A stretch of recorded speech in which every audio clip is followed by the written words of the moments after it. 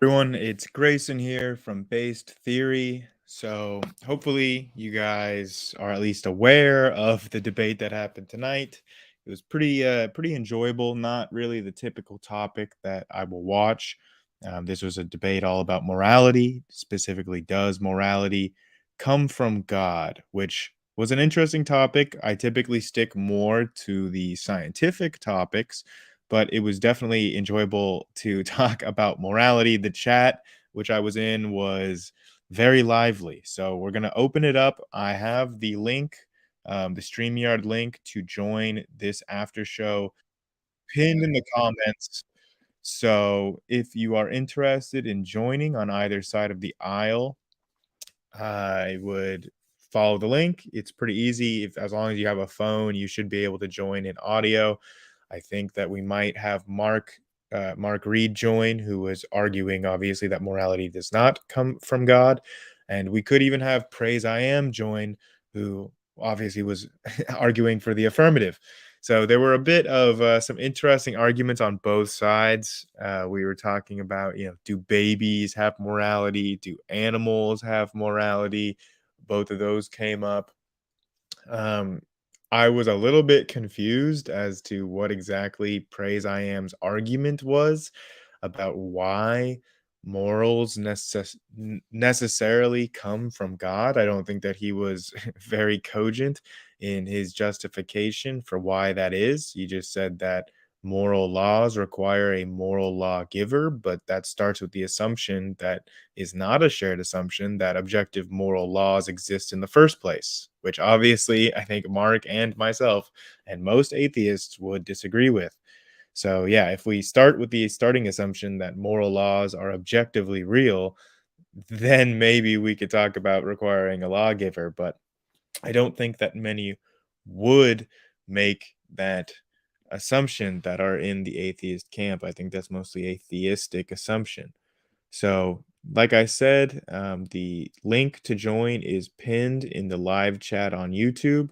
So, if anybody has a phone or a microphone or anything, they can join in on the conversation. This is a topic that I don't often discuss, so there's a lot that I still have to learn about, like moral and ethical philosophy and philosophical frameworks for morals.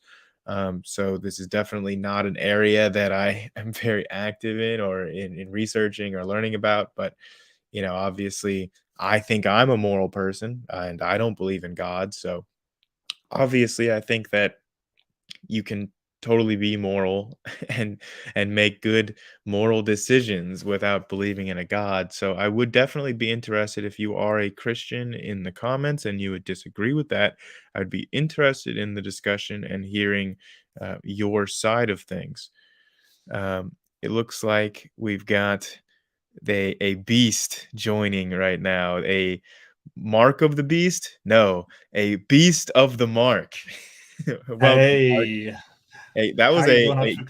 a great job Yeah. tonight. I honestly, I was just saying that I typically haven't engaged in these kinds of discussions on morals, so I definitely thought that you held your own and gave a lot of really good responses to. Honestly, I couldn't even understand what most of Praise's points were that he was trying to make. So I thought that in the face of that incoherence, you did phenomenal. Yeah, I kind of, I, I could follow what he was sort of saying. Some of the things that he said really clashed for me, like the idea that God, he sort of started out saying God wills, his morals come from his will of his nature, kind of thing. But then he sort of committed to the nature, and it was just, it was kind of. I think he didn't demonstrate that moral laws actually exist in sort of a real sense. They exist, kind of thing. But the whole idea, and the idea that I keep running into from theists, is that moral anti-realism, if morals are illusory or just a social construct or something that we've made up, then they're meaningless. And it's such a because the weird part was, it was, and as I said during the debate, I feel like it was attacking my morality rather than demonstrating a morality from God. Like he didn't to my mind, and I'm biased, he didn't really address how he knew that morals came from God. He just sort of made the argument, because your morality sucks, God must be the only alternative. Um, but just because we create morals doesn't mean that they're useless. Oh, A's. Oh, A's. I was gonna ask if you were all right with me adding You know some what the A stands distracting for? opinions to the live stream, but I don't Yeah, know if no, you have A's have a history. I ran into A's philosophy, who wouldn't give me a definition of atheism in the last chat I was in. And then no, Adam, I'm a meta-ethical relativist, or a moral that falls under a moral anti-realist, but and Whoa, okay, definitely wait. You wanna break down what okay, that okay, entails? Because I don't know what you mean by, what did you say, meta-ethical anti-realist? relative well, Relativist. relativist, right? So basically, metaethics is the sort of study of what the framework for the morality is, kind of thing. So your metaethical standard for, say, a moral realist, or someone that believes that a God gives morals, is that the morals come from God. That's their metaethical sort of standard for where it comes from, right? That's where it comes from. Um, so a meta-ethical relativist says that the meta-ethics, or the framework, the goal of the moral system, is just relative to the culture or the needs of the society, or the people that are implementing that moral system. So there is nothing objective or nothing real that says that you must care for humans, right? There's nothing objective in the universe that says that, Mhm. as far as I'm concerned. The reason why I do is subjective. It's because I'm a human. It's a subjective thing. If I wasn't a human, I probably wouldn't care for humans, right? So that's a subjective thing. It's because I'm like, well, I'm a human. I care about humans then. But once you have that framework, once you have, we're going to care about individuals and societies because we are all human, you can then make objective evaluations in virtue of that goal, right? So if Mhm. I say, okay, you and I, Grayson, we agree that human life is important, we can objectively say that murdering one of us is a bad thing, right? Objectively, it's bad because only in virtue of that goal. But that goal is just a subjective thing. Mhm. There's nothing in the universe that makes you say, hey, I have to value humans, kind of thing. Yes. And I would agree with pretty much all of that as you've kind of Yeah, instantiated your point. I definitely would agree with your position. Now, I do have a question yeah, though. Would you would agree with that, or I would just ask, do you consider that to be moral anti-realism? yes, Okay, then yeah, we're definitely on the same page then. A's, I don't know if you can yes. hear me. Wanted to ask, did you listen to the debate tonight, or do you Oh, have any just thoughts one on it? question. Sure. Do you have a definition for atheist for me yet, Ace? Because I've been asking for that for quite some Yeah, time. it's the same definition I gave you in the chat. Maybe I don't know if you saw it. Maybe you didn't see it, but atheism I is went back over the entire chat. okay. Well, Wasn't there? atheism, a the A in atheism means no, and obviously theo is the root for God. So no God, which means there's no intelligent creator of the universe or life or anything. Yep, that's fine. Sure. A's, I just have a question on that. Do you differentiate between the meaning of a word and the etymology of a word?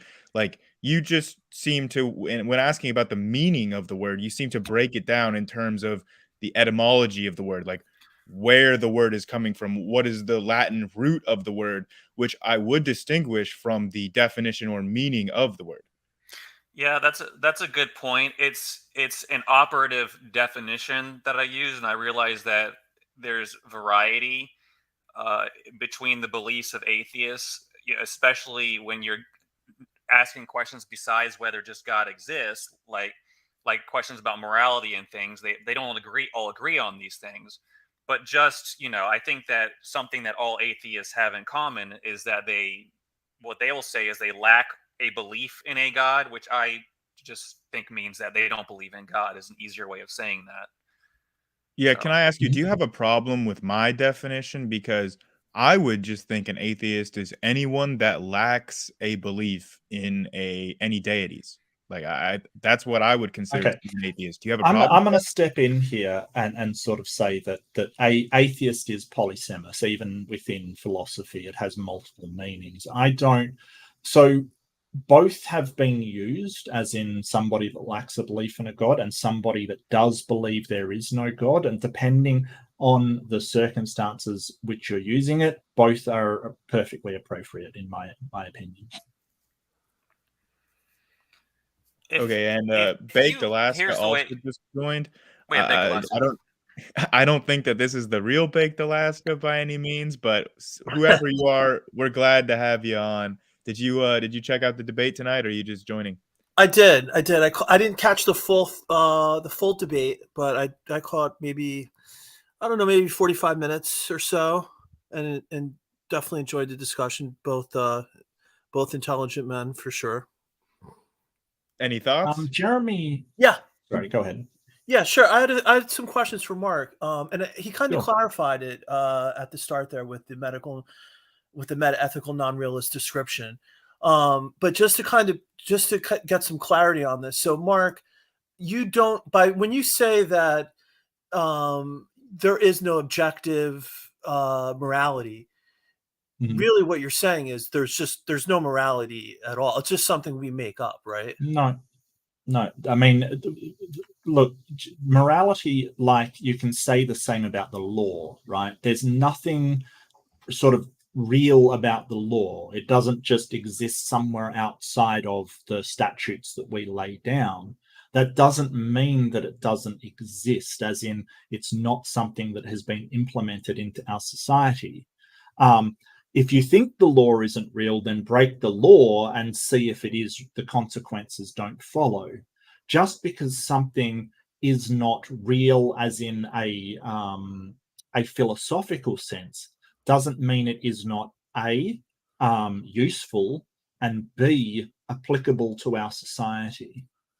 Right. So the law is a great example, and this is Yeah. because you run into the same issue with the law, which is unless you appeal to natural law, the law is nothing more than what you're describing. It's just a social construct. It's just a bunch of Correct. made up, agreed upon rules that we choose to Mhm. live by. There's no objectivity to it, and that's actually kind of problematic from a societal standpoint, because if you can't base the law and your governing rules on something objective, you're just left with moral relativism, or I guess we're sort of relativism under the law. And so what we do is we appeal to natural law, because many of us feel, and I don't Mhm. think it's almost like a secular version of theism to the extent that exists, but many people feel like in America, at least, I know you're not from the States, but that our laws do not derive from the government. It's not our free speech rights, our rights to life, liberty, etc., are not something that the government bestows Where do they upon us, or derive that from then?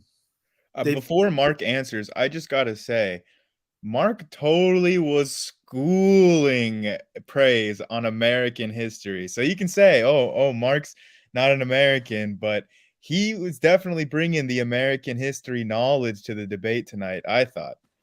Oh well, see, I, I missed all that, so I I can't. disagree. I Yeah. disagree. I think Mark was correct that the structure of our government is essentially secular, but that doesn't mean our country was founded on secular ideals, or that religion wasn't seen as important and beneficial by the creators of the United States.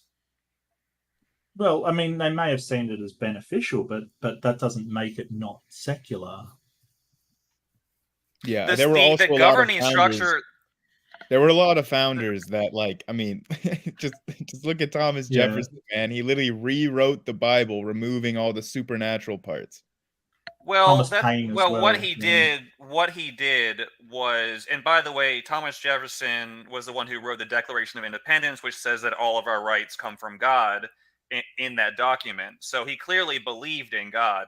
And the reason he rewrote the Bible is because he had such a reverence for the words of Jesus that he just wanted to isolate the moral teachings of Jesus because he thought it was a perfect moral system. So it wasn't like he was defiling the Bible. He was revering the teachings of Jesus. I think that most Christians would say that if you edit the Bible to specifically remove all of the supernaturalism in it, then you're probably I think most Christians would say confidently that you're defiling the Bible. I don't think he viewed it that way. He didn't do it out of disrespect for No, the I Bible. agree that he did not view it that way. I just think most Christians would think if you are editing the Bible to remove any miracles, I think that we can safely say that most Christians would say you're defiling it. I don't think that's controversial. But sorry, Mark, you didn't really get to respond to what Baked Alaska was Yeah, saying. what's the very First Amendment? The First Amendment is the right to petition the government, freedom of speech, freedom of religion, etc. Yes, freedom of religion. So if it was based upon Christian principles, why is the very first thing they put into the amendments freedom of religion? Because they wanted to avoid having the situation they had in England. They just fought a revolutionary war because they felt that, I mean, it was a multifaceted reason, but in part because they did not want to duplicate having the Church of England, having an official state church. They didn't want to duplicate that model in the States. And can I chime in real Yeah, fast? No, I'll address that first. Okay, So the Congress shall make no law respecting an establishment of religion. That's exactly what secular means. Nor prohibiting the free expression thereof. Yeah, correct. That's what secular means. It doesn't mean no religion. It just means not tied to any one religion. That's what secular means. If by secular you mean a non-theocracy, then I would agree. That's what secular means. Yeah, if that's what you mean, sure, I'd agree with that. Yeah, the separation of church and state, the founders did see that as an important principle in government. Yeah. That is true. And that's a secular means. That's exactly what it means. It just means that no religion is implemented at a state level. That's all it means. Yeah, you were correct on that point. If it was religion is not allowed in the state kind of thing, that would be an anti-theist, establishment. But it's not secular. It just means that it's out. Like the government is apart from any church. Doesn't matter which one it is.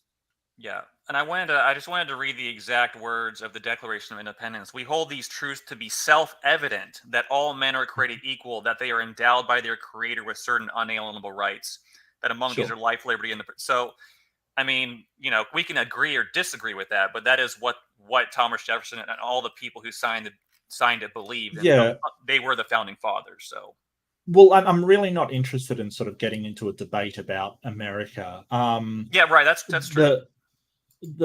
I mean, even if it was founded as a Christian country, which sort of the First Amendment sort of says that it wasn't, and don't get me wrong, I completely agree that the Declaration of Independence says that, but it's definitely secular now. Like you can be an Islamic person and run for government. You can work as a social worker and be, atheist.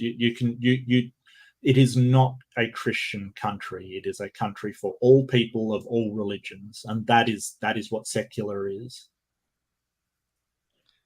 Yeah, I mean, we can. I don't necessarily think that's a good thing because I don't believe in the idea of. Okay, well, yeah, this is kind of not the topic at hand though. So I maybe we didn't want to go down this road. Yeah, can I just quickly Jeremy and John Rapp has asked me some questions, so I just want to get to them real quickly.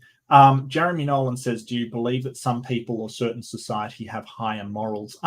By higher morals, so things in a society, so when we talk about individuals, we're not talking about morality, we're kind of talking about ethics.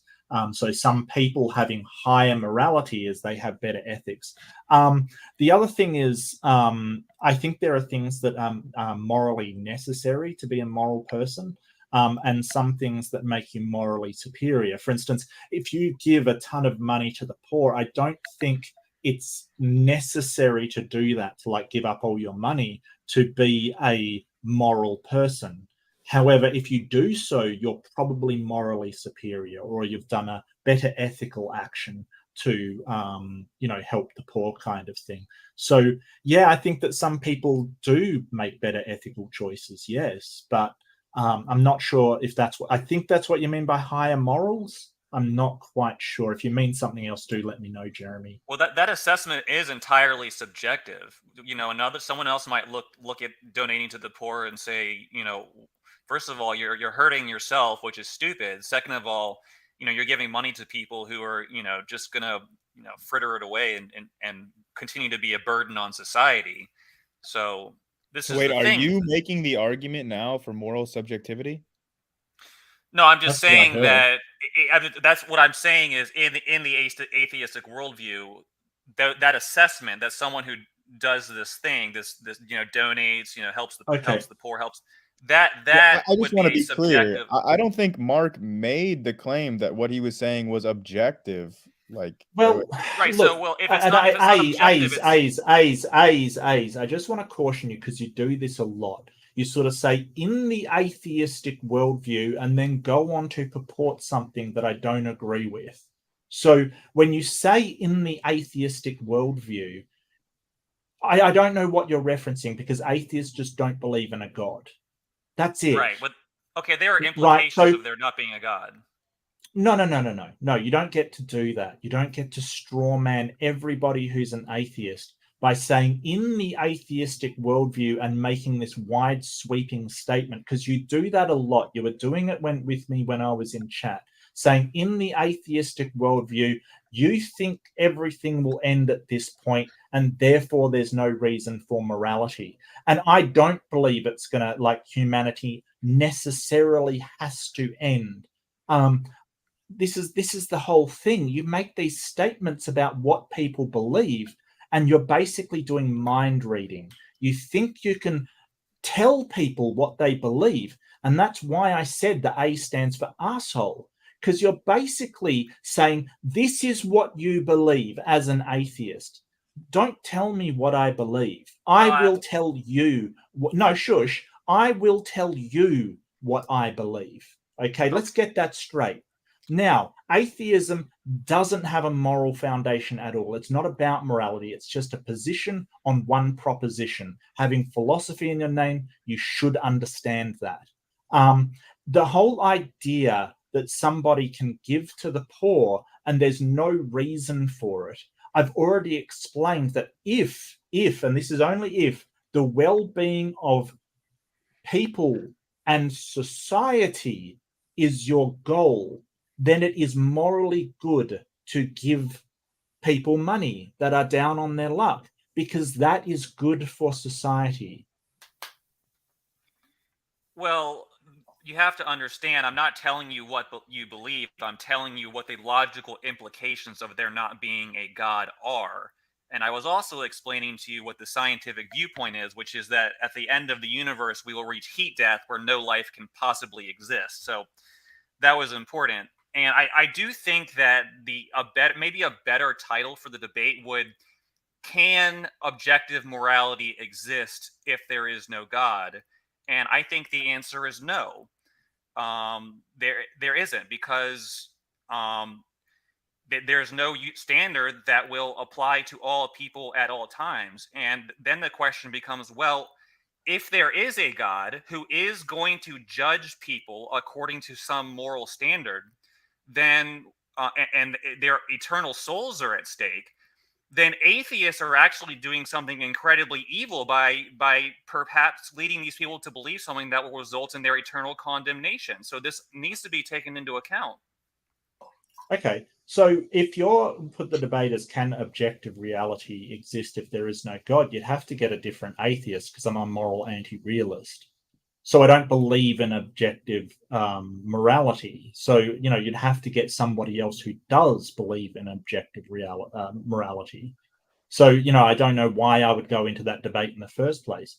The whole idea that so what was your second point? Your second point was about It was about the heat death of the universe. oh yeah. So yeah, you don't know what humankind is capable of trillions and trillions of years into the future. I think heat death is the number of years like 10 to the power of 48 kind of thing. 1 times 10 to the power of 48 years away, which is an astronomical number, considering that we have moved from basically primitive, steam engines to like reaching the moon in less than 100 years or about 100 years. You don't know what humans are capable of trillions and trillions and trillions of years into the future. Neither do I. I'm not saying that we necessarily will escape heat death. All I'm saying is that you say we can't, and you can't demonstrate that to be a fact. And that is the truth. You can't demonstrate what humans will do in the future. Everything we currently know says that no life will be possible at heat death. So I will in guess this universe. We don't have evidence for any other universes either. So that also needs to be taken into account. Yes, I mean, you want to say other universes? Are these? Look, Ace, no. I got to address that. I'm not saying another universe exists, but you're saying it doesn't, and we can't avoid this. And I want you to demonstrate how you have this future knowledge that we can't avoid it. Okay, well, I don't see how another universe could exist. Is it in another dimension, or is it like, are we like in a giant bubble and there's another bubble with another universe? Okay, that's not a refutation. That's not a refutation. I think that discussing like different universes and the heat death of the universe is a little bit beside the point. I didn't really get why that was exactly. It was another discussion we were having. I see. Hold on 1 second. Whole thing. Yeah. Okay. I see that Adam Lore in the chat says he claims that these list of atheists believe in objective morality. I don't know. Yes. This is the first I'm hearing of that. If somebody does know more about that, definitely. Most atheistic philosophers. Well, first off, most Western analytic philosophers are atheists. Most of them are also moral realists. A's claim that if God doesn't exist, you can't have objective morality is a false claim. That's not at all true. Okay, explain to me how a universal moral standard will be applied to all people. Objective morality does not argue for some specific universal moral standard. I don't even know what that means. All it says is that there are stance independent moral facts. That is what moral realism is. You do not need God for that, and it will be on you to show how you do, because you don't. Is there a moral standard which all people at all times must obey? That's not a claim. That's not a claim made directly by moral realism. Okay, well, again, all moral realism is the position that there are stance-independent moral facts. There are moral facts whose what's truth, hold independently of the stances of agents. Now, I am not a moral realist. I do not hold to this position. I think it's incoherent. It makes no sense to me. But that is what moral realism is. You do not need a God to have stance-independent moral facts. Correct. Right. No, that's correct. But the issue is, and like you just said, it feels incoherent because the person making that claim needs. Well, even with God, it's still incoherent. If God existed and morality was rooted in Him, then morality would be rooted in the stances of God, and it wouldn't be true independent of stances. Yeah, it's not independent of stances. Then it's not stance independent, then it's not objective morality if God exists. Well, if you could let me finish, I thought I was in the middle of talking, but the question is the ontology of the morality, right? And so a moral realist who happens to be a naturalist is claiming that the ontology of morality is part of the fabric of the universe, or it's some platonic. What you mean when you say ontology of morality? What does that mean? The ontology means the nature of. I know what ontology means. I don't know what you mean when you say ontology of. They're talking about moral laws, what they think are moral laws given by. What does that have to do with ontology? The moral realist is saying that morality is objective. So when something's objective, take like mathematics, right? I know what objective means. I don't need you to explain it to me. Okay. Well, you're asking me to explain what I meant by the ontology of it. So I don't understand what you mean by that question. Yeah, I don't know what the ontology of morality is. Do you think morality is like some sort of object that exists? what the question is, what is the foundation of morality, right? And so if you don't think that it's objective, then it doesn't exist in any Are you sort talking of about the realist anti-realist debate? Because that is not Yeah. the question of the realist anti-realist debate, morality. The question is, are moral facts true independent of stances? Moral realists say yes, moral anti-realists say no. And what would make it true independent of a stance? What would make it true independent of stances? Most moral realists, I think, in the philosophy today are going to say that we can reach their truth objectively through a rational application of reasoning and things like that, I much didn't like we ask. can with logical truths or epistemic truths. We do it through our I rationality. didn't ask how we reach them. It's irrelevant. If humanity was wiped off the planet, presumably they would moral realism would still be true, right? Well, no, because there would be no morality. It's a feature. Yep. It's a feature of, like, And it's not objective. social species. Well, Hold yes, on, you because you can have a morality that doesn't exist if a species doesn't, because then what? I don't know. There are just no species to develop morality, so it just think wouldn't that's exist. But if there is a objective. species That's what and they do objective develop a means. morality, that the truth of those moral claims will hold What you're saying is independently of completely stances. So incoherent. those are going to be two completely different, What you're saying is questions there. Wait, hold on. Take the physical laws of the Hey, universe. Glasgow, hold on. But before we continue down this path, I just want to two quick things for Leo in the comments. One, Leo, have you considered the fact that you're on spoiled milk? I don't know. This person has said I'm on spoiled milk. They've said Mark's on spoiled milk. Yeah, I really don't I'm know on what this spoiled milk. means, but this person really, really loves milk. And then secondly, a more pertinent question, Leo, this comment here from Adam Lore, is what he's saying factually describing what you're saying? Like, he says that he thinks that Leo is saying that there are moral facts according to moral realism, which he does not accept. Is this accurate? Well, I mean, a moral subjectivist can grant that there are moral facts. It's just that their truth does not obtain independently of stances. They are true only in virtue of a stance. And that's the thing. It's do these facts not true, obtain independently of the stances held by agents, or is their truth dependent on the stances that are held by agents, or are moral statements even truth apt statements to begin with? I think that that's what Mark was getting at too, right? Where Mark, when you first came in here, you said that if we can agree that, benefiting humanity is morally good, then if we can have some sort of agreement about what our goals are, then there are objective, like, facts that either support or don't support our moral aims, right? Yeah, but only with virtue for that intention, that framework that you've set up. So, I would not call that objective because it's still stance dependent, as sort of Leo's pointing out. Because if you don't have that stance, it no longer applies. So I'm kind of simplifying it down, but yeah, that's kind of what I'm saying. Right. So like that's a good point. I mean, so then it's either subjective because we agree and we could create some framework, or it's objective because it's not based on our agreement, just like the laws of nature are objective. It doesn't matter if we wipe ourselves out, the law of gravity is still going to exist. It's not dependent I don't think so. I think gravity would exist. There would be no laws describing it. That's all. Laws are just descriptive facets of reality. So yeah, so if the agent making the description doesn't exist, then the description doesn't exist. Just like if humans didn't exist, maps of the United States would also not exist. Wait, Alaska, are you aware of, like, the famous work of art, like Cine un pipe? Like, this is not a pipe. Like, it's a picture of a pipe, but it's not a pipe. Do you understand, like, the difference between a descriptor of a thing and the thing itself?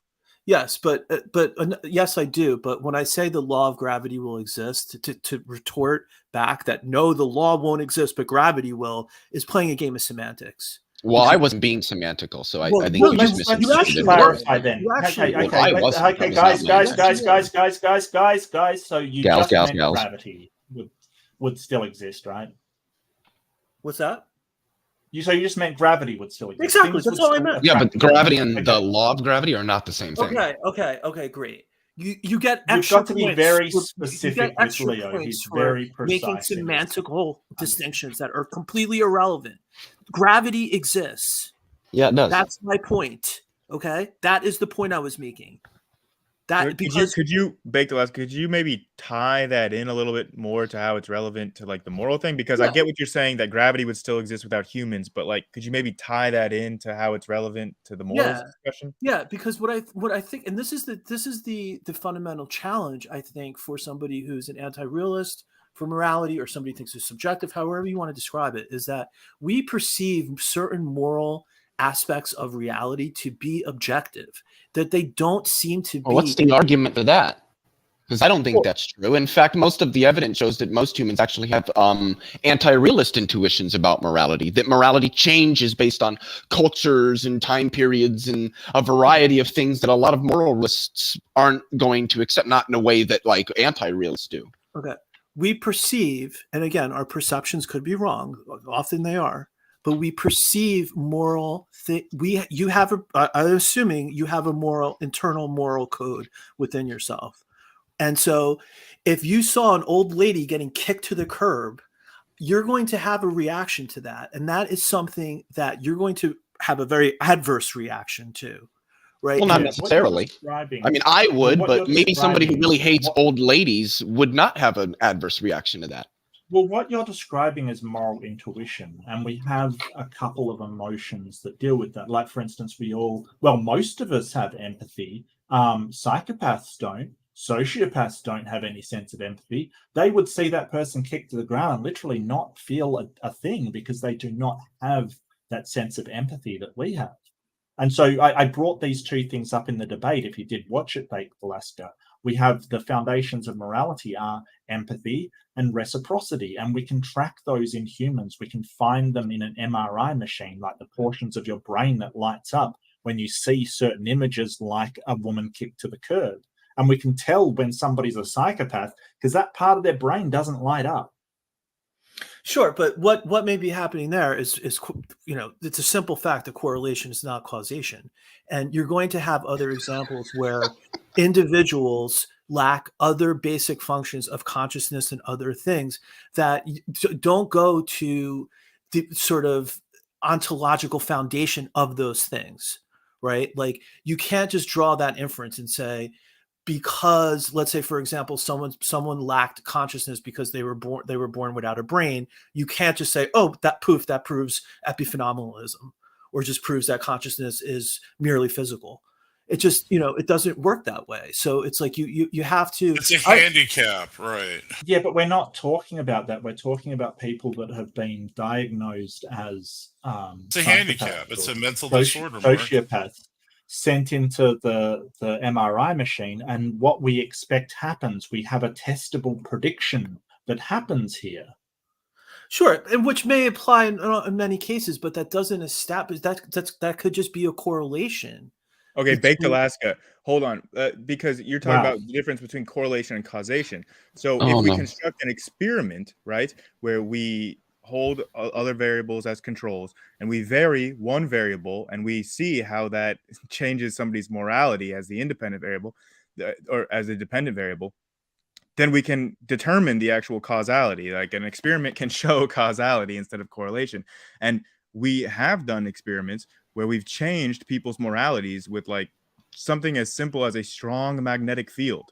If you introduce a strong magnetic field, it can literally make somebody lose their moral compass or change their moral compass. You mean behavior? Behavior is not morality. I'm sorry. That's just an well, some people think that it is.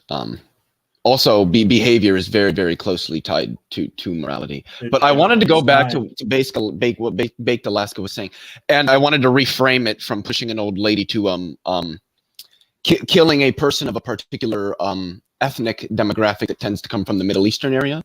The same people that are claimed to have killed Jesus. Well, I mean, they did. So suppose somebody killed one of them. You would suspect most people would have an adverse reaction to that. But do you think a Nazi would? Probably not. Why not? Well, I mean, they may have completely a different. In other words, what I think you're confusing is their moral epistemology from the ontology issue. How we come to normal. I don't really want to have a discussion with T-Jump. I just want to know why.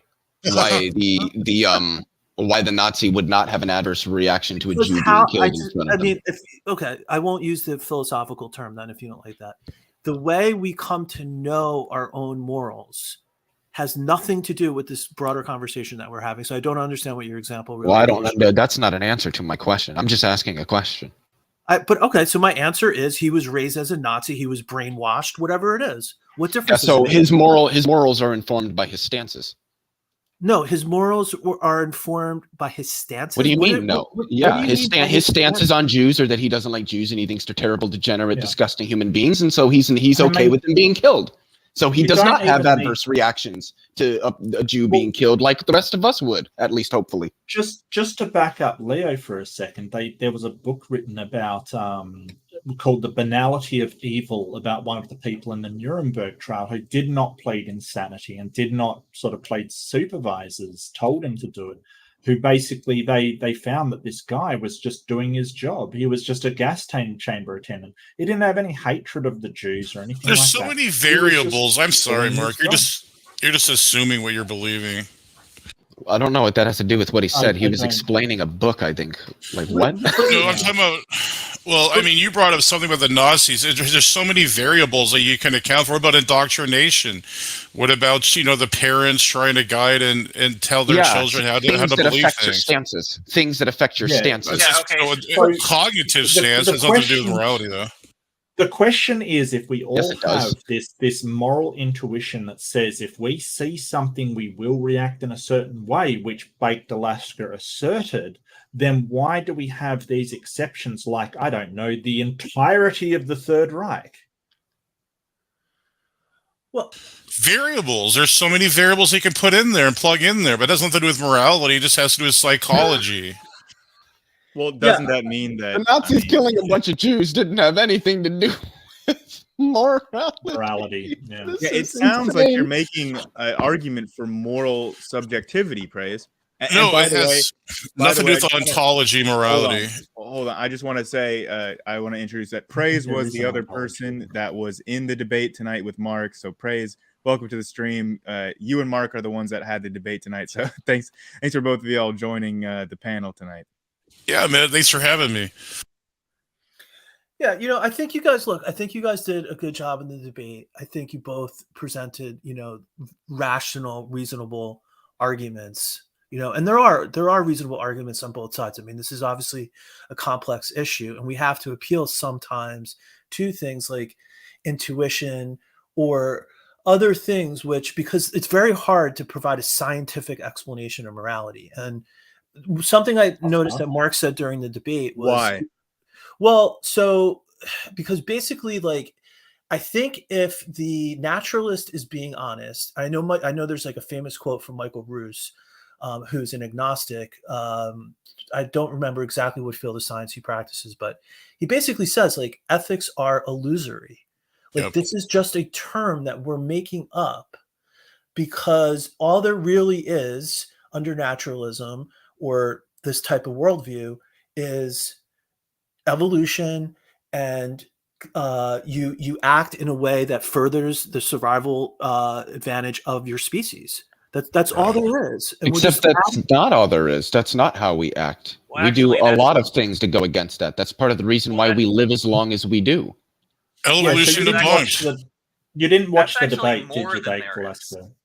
You didn't watch the debate. No, I watched I about already- half an hour, 40, only about half an hour, 40 Okay, minutes. so nobody is basing their moral systems on evolution.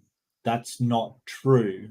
Why and not? The fact that Why not? something's Evolution is true according to atheists, so why not derive? Why Sure. not derive? Because there's a lot of things moral- that evolution gives us that are not useful anymore in our current society. Wait a Like I minute. gave the example of sort of jumping at darkened alleys and that impulse to fight or flight when something startles you. It's not that useful in our modern society, where it was very useful a long time ago. And just because something is illusory doesn't mean it's not useful. And I gave the example of laws being not real. We made them up, but they're incredibly useful. So just because something isn't real, as in when a concrete object, philosophy talks about, doesn't mean it's not useful to us.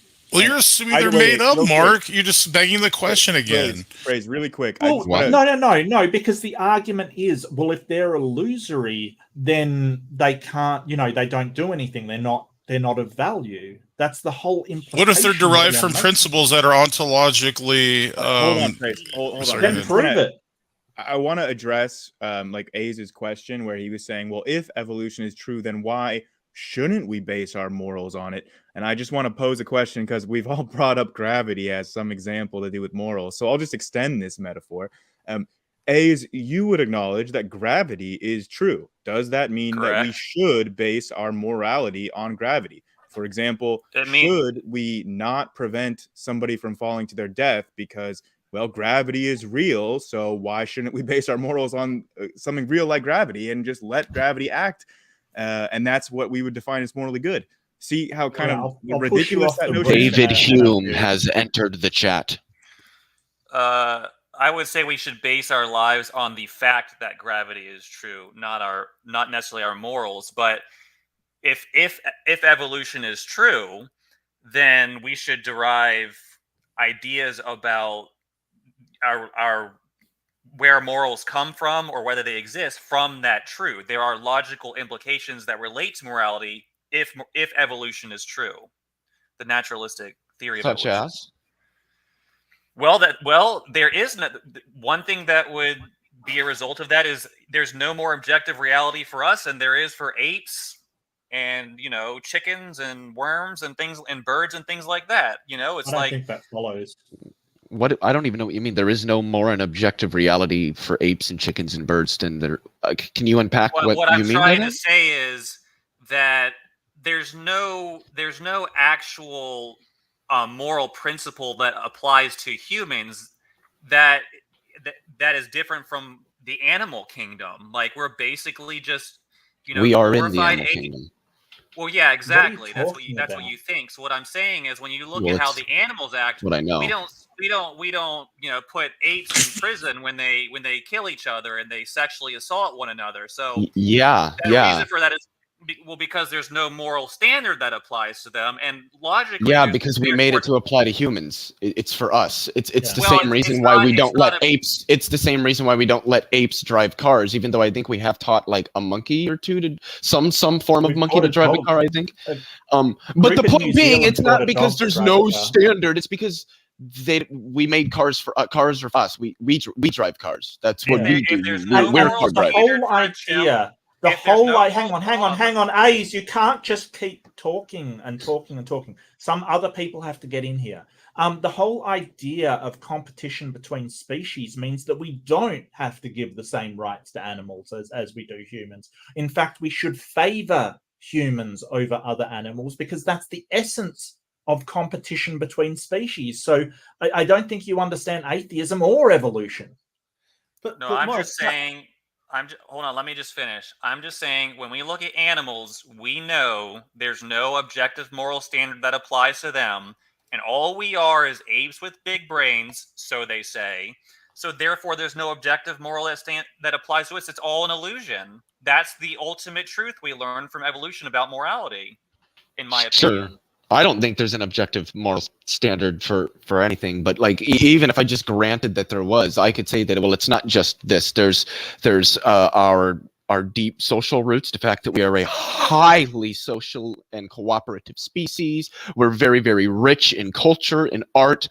Social cohesion is a major part of our societies, and psychology has shown that a variety of social institutions, including even religious institutions, were largely developed in human species as a result of them being highly social and cooperative and needing means of maintaining that cohesion forward into the future. And ethical systems are intrinsically going to fall out of that.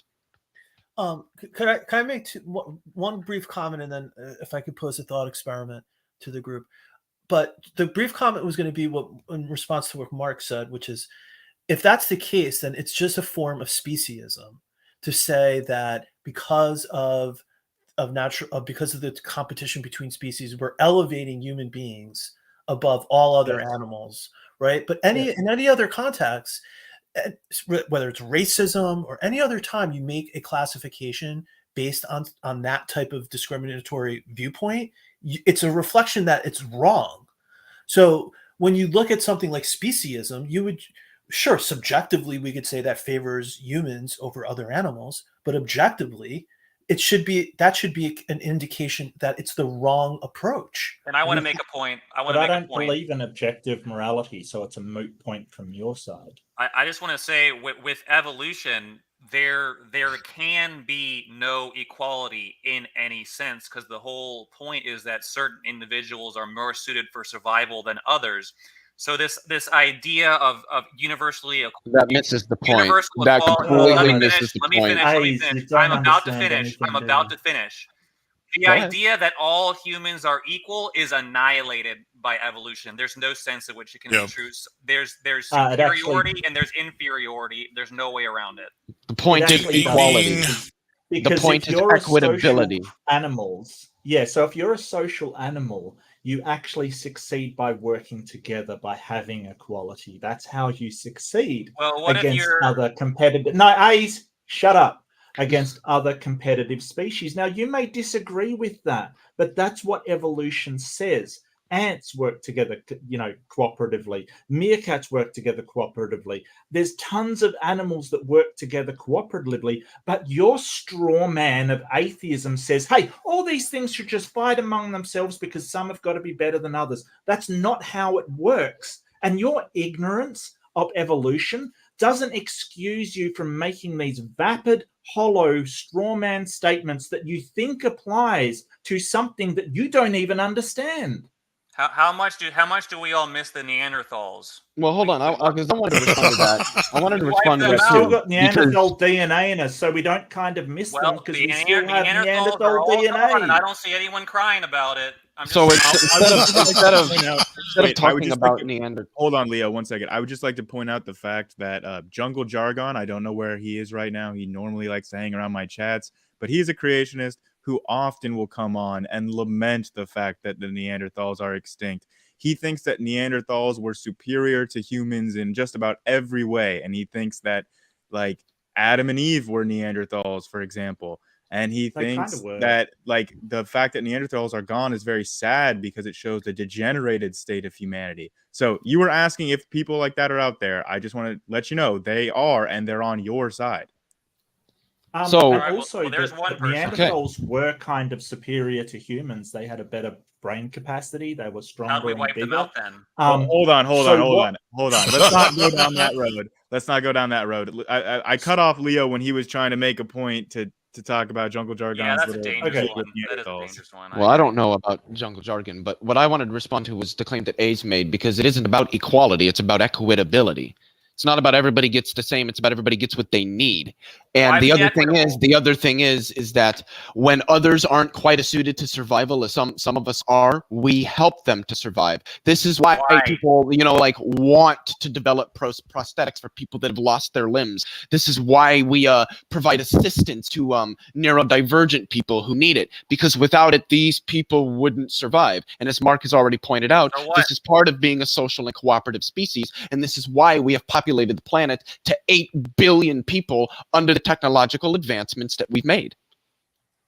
Because we don't rely on brute strength anymore. We have people like Stephen Hawking, who in the debate, as I pointed out, has extended our knowledge of the universe vastly. And if we just decided, hey, he's in a wheelchair, let's just go do away with him, we would never have that knowledge. You've got to think beyond this very, very limited and misunderstanding of how cooperative species in evolution works, because you have it completely wrong.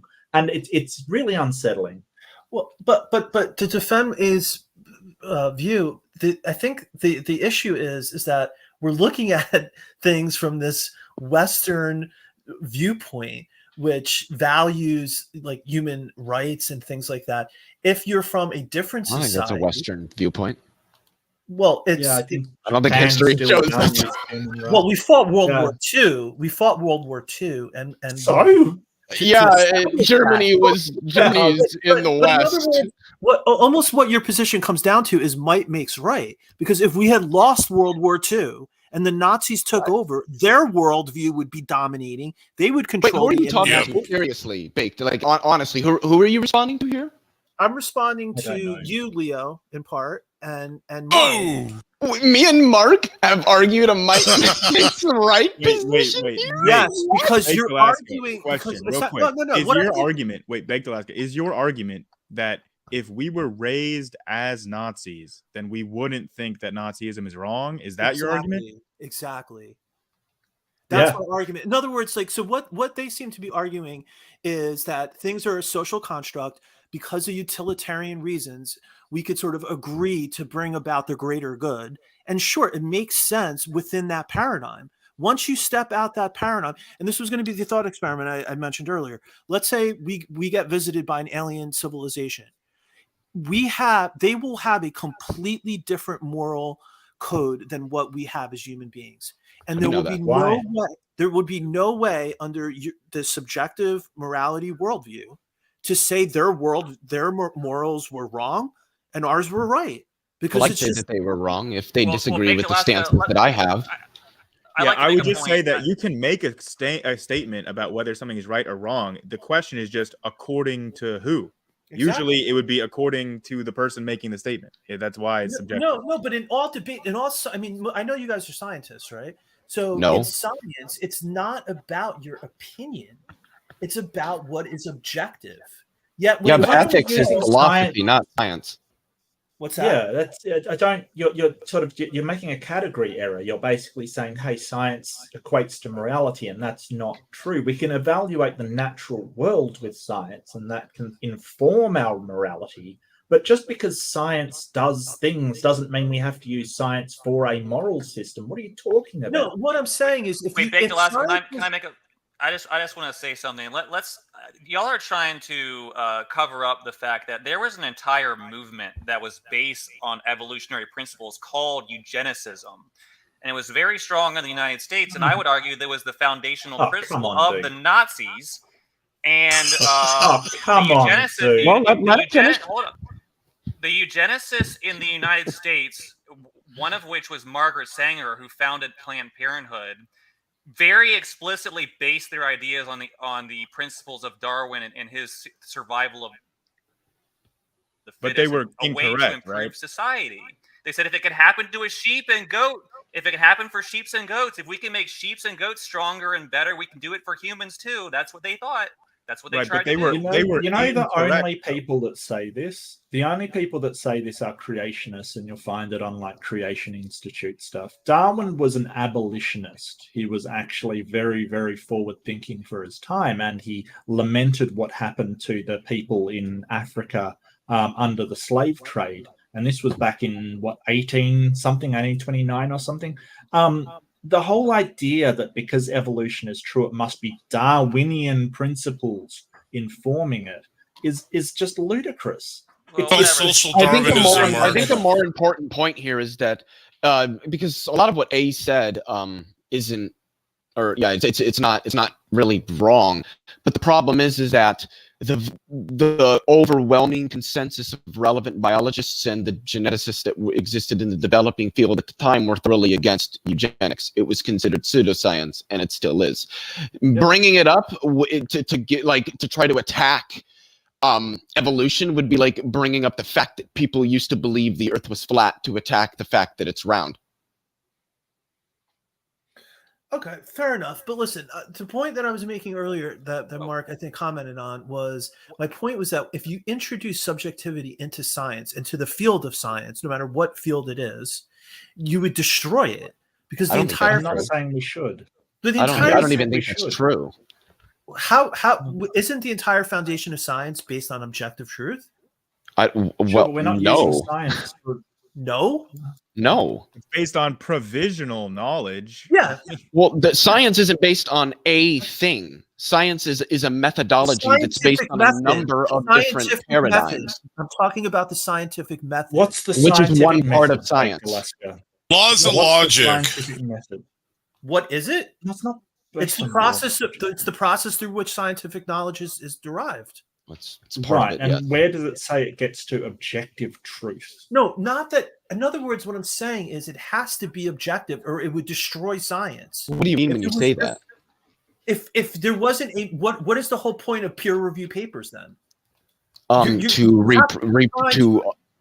did you want an answer to the question? Yes. So I can tell you what the Go peer ahead. review process Sorry. is for. Yeah. So the peer review process is just to ensure that scientists, like a paper being published in peer review doesn't even mean it's correct. It could be something that all the scientists already know isn't, but it could just be that the ideas in it are still meaningful, and this is still meaningful work that uses sound methodology, and so it will still be published in peer review. That's the point of peer review, to ensure to ensure that to ensure that the things that are being submitted by academics are consistent with the paradigms that we're using, and that they have meaningful methodology contained in their work. It's not about, they have to be true in order to be peer reviewed. That's just false.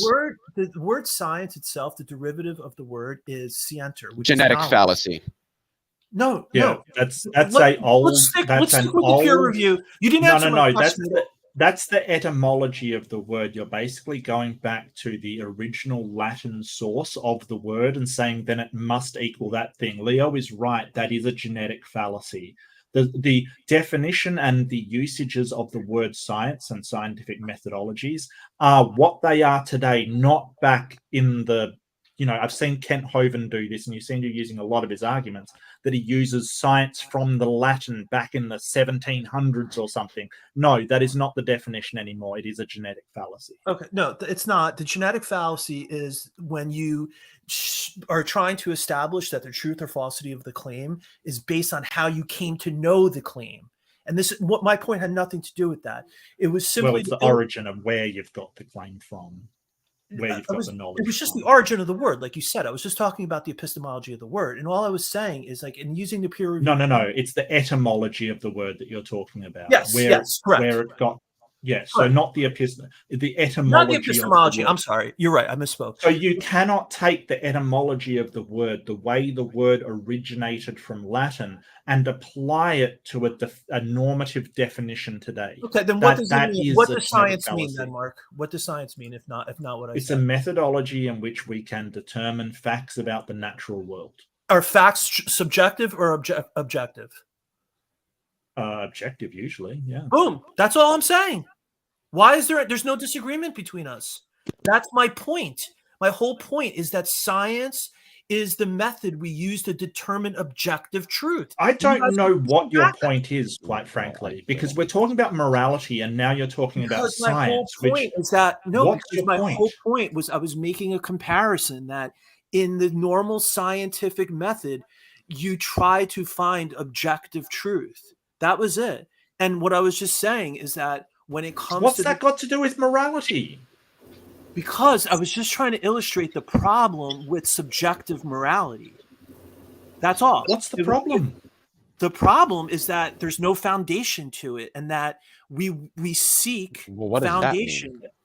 There's the foundation to it. I've given you the foundation over and over. Yeah, there's a number of anti-realist positions. There's what is it? There's utilitarianism is one of them. Consequentialism is another. I think like utilitarianism could be realist, maybe, but I know that anti-realists can hold to that. There's constructivism, which is something I tend to lean towards something like that. There's what's the other one? Prescriptivism. There's moral error theory. So yeah, to sit here and say, well, if you believe in subjective morality, you don't have a foundation. False. There are a number of identifiable anti-realist moral theories out there that have foundations, and there are whole ass textbooks, my dude, written on this. Don't sit here and act like this is dumb and stupid and it doesn't have a foundation. That's just false. No, well, you could give an illusory foundation that's non-established, right? Somebody could just say an illusory foundation. Yeah, somebody could just say morals. Words? Like somebody mentioned T-Jump earlier, right? Doesn't T-Jump think that there's some yet to be discovered law of physics that provides the foundation to morality? I don't think so. No, T-Jump doesn't understand. He does. Anything about Quantum moral fields. He philosophy. told me that.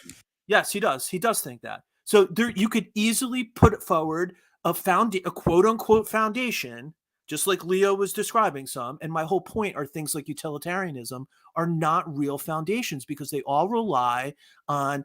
Now this is just a no true Scotsman fallacy. Okay, listen. Sure. I'm sure you guys all read 1984. It's one of my favorite books, right? Look, Orwell was let's go. You're And now we're making talking about 1984. No, so I wanted to. You're violating Godwin's law because it's like eugenics and the Nazis kind of thing, and now you're on to 1984. Yeah, well, that's good. You're making a mistake here, dude. Because in utilitarianism. Okay, great. Utilitarianism is going to be a form of normative ethics, right? What you guys were talking about before that is meta ethics. So, like, when you say like there's a problem with anti-realism because there is no foundation, well, you're just describing the view. You're saying anti-realism has a problem because it's anti-realism. So I hear this all the time, and it's just like a huge confusion. No, I agree with what you just said.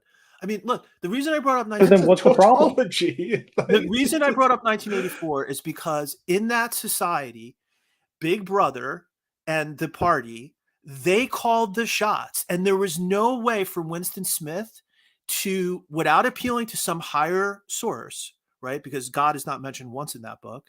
There is no way to defeat the party ideology because they will stomp a boot head on your face. Now we're having this conversation in the comfort of our living rooms with all of the fluff because we won World War II.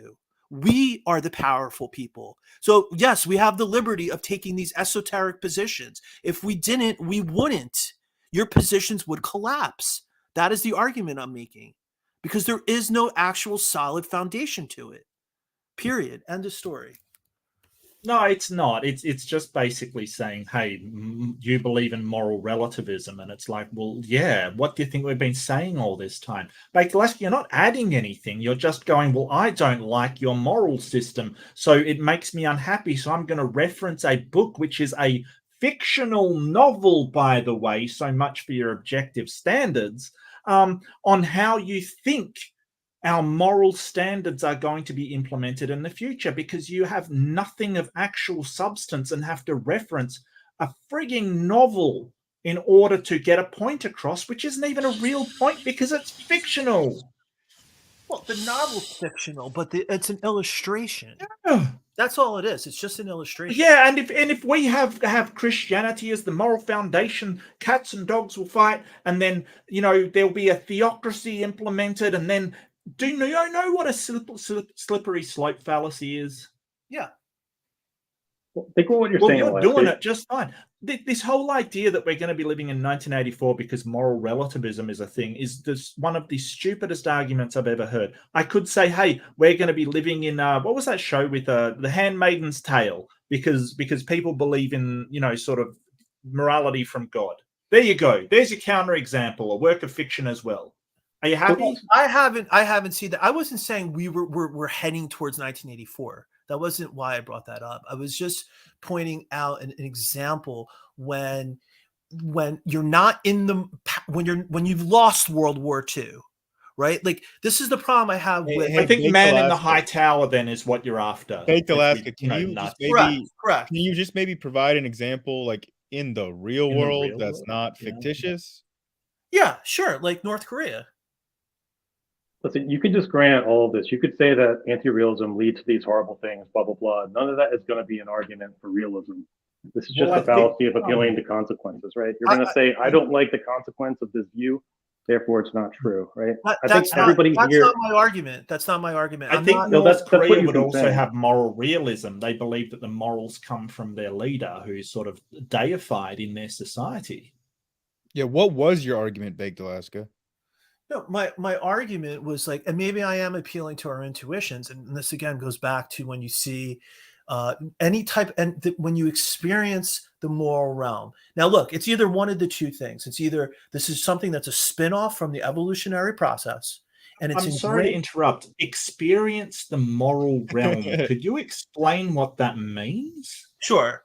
I'll give you a very simple example. It just means moral intuition. That just just all I mean. I know what moral intuition is. I just never heard it described as experience the moral realm. I've never. And Baked Alaska, before you go off, you were about to give like some kind of dichotomy, which I just want to pre-run as just saying like, no, there are other options for why you might develop moral intuition besides just evolution or God. For example, there's culture. So this is like nature versus nurture, right? Like not all morals that are instilled on you based on the culture that you were raised in are evolutionarily based or evolutionarily advantageous. They are social Does or cultural constructs. Doesn't game theory back it up as well? Yeah, yeah. No, I agree with that. I don't I think you could definitely make the argument that some are cultural or yeah, like things like game theory or just like our cognitive ability or Right. skills and things like that can have an influence. It's hard to understand how much is nurture, how much is nature. It feels like, and I'll just the ridiculous example I was going to give was like the other day I was reading an article about a little kid who was chased by a dog, severely injured, mauled by this loose animal that was running around his street. And just the sense of like, just the feeling of how wrong it was because the neighbor didn't have the dog tied up. Right now, that could be like society or something like kind of putting that in me. Right. But it felt like so visceral to me. Like this was so wrong. This poor little kid got hurt. That either to me, it felt like either that's evolution that is ingrained that into me, or it's something more than that. And that's obviously like the debate that we're having. And again, I totally respect your guys' views. I'm not claiming like I have some, special So insight. why posit a moral realist view with these weird ontologic, these queer like facts about the world when it's just as easily or better explained under some naturalistic? Well, because of moral intuition, because we feel that it's not simply because we are in power that our view is correct. Like the dignity of human life shouldn't rest on who wins the war. Yeah, But I that's get what it that. comes But to. Do you think that that's just cultural? Societies. Well, but there's societies that wouldn't believe that. Like if you were born in ancient Sparta, where children were in the sort of trained as to be strong, or else they would die. You might see that dog maul a kid and say, "Hey, that kid should have been stronger." It seems to be a cultural thing rather than ubiquitous across all societies. Yeah, Baked Alaska, do you think that you would have the same moral intuitions that you do now if you were raised in a different culture? I think I would. Well, I would like to think that I would. I mean, I agree. Like on the margins, certain things may be different.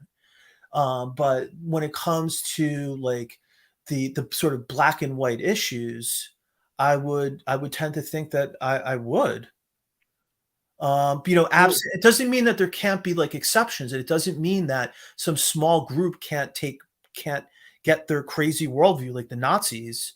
I think the mistake you're making is sort of it has to be one or the other. Like it has to be evolution or it has to be cultural kind of thing. Whereas what we're saying is it can be a mix of, hey, you have emotions come up because evolutionary, they were beneficial in the past and they're beneficial to species cooperation. But that's not why your moral intuition is necessarily triggered by that. Like I said in the debate, like things like empathy and reciprocity are emotions that come up, including in animals, but that doesn't mean that's moral. That's not a moral system, in my view. It doesn't rise to that level.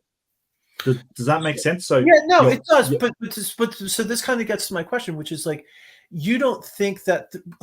I guess what I'm struggling to understand is like when you gave the example of the hippo, right? Like you could give these examples in the animal kingdom of animals, like whether it's an ant or what have you, that they exhibit behavior that is sometimes self-sacrificial or that goes against, right? Like, and yet we wouldn't put a moral description on that because we would just see that like the ant who sacrifices itself, like it's because of their DNA. It's not because of some moral thing. Like this whole term morality is something that we only ascribe because we're human beings. Well, how do you know other mammals don't have that sense, that intuition, that deep feeling of yeah, and that's kind of it's only a definitional reason because morality is defined as human behavior, not animal behavior. Secondly, it's not codified in any way. It's not systematic. So, and that's where the human intelligence, communication, and technology comes in. We can codify these things into a moral system. So this is why when Praise was saying, hey, babies have morals, no, that's not what the papers say. It says they have the roots of morality or a moral core, and that's what we're talking about.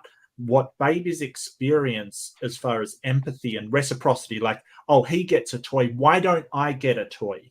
That feeling of reciprocity doesn't rise to a moral system, which is why we don't call it morality. But what we're calling it instead is the roots of morality, a moral core that says, hey, things should be fair. And if you saw the ketchup and monkey with the cucumber and grape, you can see that that monkey thought it was unfair to do the same work and not get the same treat as the other monkey. I'll explain that. But I wouldn't why call that inflate your morality. ontology with these weird moral facts?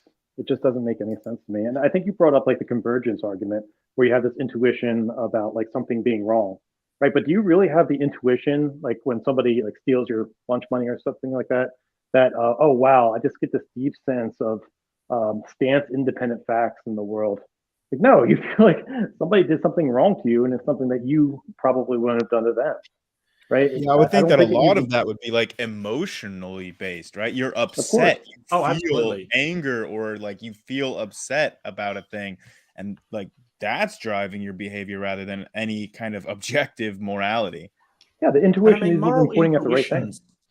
moral intuitions aren't necessarily accurate too. You might see something and go, well, that's horrible that guy is grabbing that girl, and then later you can learn, hey, she stole something, and go, well, that's completely moral. That's what he should have done. He's being a good citizen. So moral intuitions aren't necessarily accurate either. Well, they're signposts towards the truth. I mean, the Sure. problem is that, listen, it's like almost like there's no good solution, because the problem is if you take away moral objectivism, you're just in a sea of relativity when it See, comes this to is the appeal to consequences that you said you weren't doing earlier.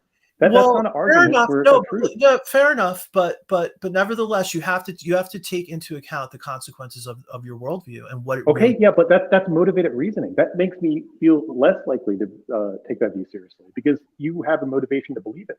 Like, I think everybody here would like normative realism to be true. That would make me feel nice when I go to sleep at night. Right? But I'm not going to believe it just because I'm not going to say I can deadlift 1,000 pounds right now because I like that. Right? Right. Somebody just determining what is moral and what is not moral, and setting those standards absolutely for everybody. That would be fantastic. That would be awesome. But I don't believe that, because there isn't any evidence for it. In fact, the evidence leans the other way with moral diversity and all of these sort of natural moral foundations for things. It's not. I'm going to take off. I'm going to go. It was a long debate, so no, fair enough. Thanks for coming, Mark. Yeah, thanks for joining, Mark. I was going to no see actually if the conversation, because I think that we've made some really good points on this topic. I wanted to see if we could maybe shift to talking about maybe some of like the morality of the Bible, because that did come up in the debate, especially with like homosexuality or like picking up sticks or all this stuff.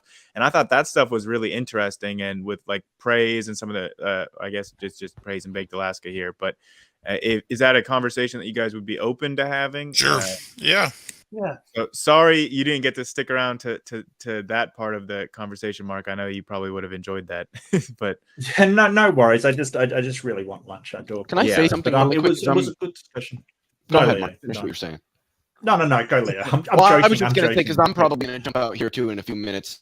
I just wanted to say I'm actually somewhat proud of myself. I think I did at least all right. I think I was reasonably accurate with most of what I said in the discussion we've had on this channel. Because like ethics and moral philosophy, that is not an area that I really like read in, or that's not the areas of philosophy that I know that much about. And then I realized halfway through the discussion that I'm maintaining, I think reasonably, a discussion on ethics. I was kind of proud of myself up there. Yeah. Well, I mean, I'm just dabble in philosophy. Let's be honest. I'm not a huge. Hey, I mean, I agree, and Leo, I think that you know more about moral philosophy than I do. So I thought, no. Also, Leo, I do want to bring up the other day in my debate with Redefined Living, I did misspeak, and Leo called me out correctly on it. Where I said, though, you can't prove a negative that's like logical. Right. And that was it's a very common misconception that I had always heard. But after like afterwards, I kind of like went and looked into that, and yeah, you totally can prove a negative. Oftentimes, it's But just I don't think that's what you meant. I think I said at the time, like, I don't think that's what you meant. You sort of said, like, you can't prove an unfalsifiable negative. What I meant to say was about specifically in the context of an unfalsifiable negative statement. That's what I meant to say, and so I did misspeak. Leo did correctly call me out on it, and Mark did correctly understand what I meant to say. So I just wanted to clarify that while you were both in the room. Mate, we all misspeak occasionally. That's fine. You know, it happens. It really does. So not a problem at all. I got what you were trying to say. I also did want to say, because normally I read in philosophy of science, so I was really hoping that our discussion when we started getting in that direction was going to stay there. I was really hoping that. And just before I leave, Grayson, I got to say, you in that Hovind room, well, you were amazing, man. Like, seriously, I was so impressed. You that was good. If it's the same one I'm thinking of, was really good. Well, hey, I appreciate that a lot. That was like an 8-hour stream. And Mark, you did 8 hours. Like nobody else did. Well, maybe the host did. Oh, Praise did. Praise was there. Praise did. I just want to say, I've seen Praise do 13-hour streams before. 8 hours. I don't think is that much for Praise. Oh, easily. We've done, Praise is a beast. I don't know how he does it. Just the thing about Praise, at least the motherfucker knows how to stream. All right.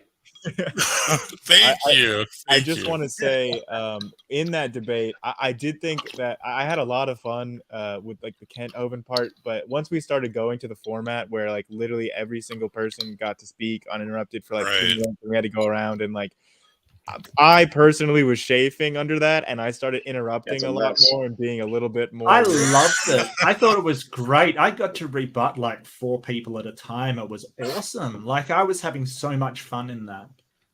Yeah. So I'm the only one, aren't I? I'm weird. All right. See you guys. I'm strange. Thanks a lot. Take care. Right, yeah, you're weird, Mark. You're kicked out for having that opinion. Yeah, I just kicked him, guys.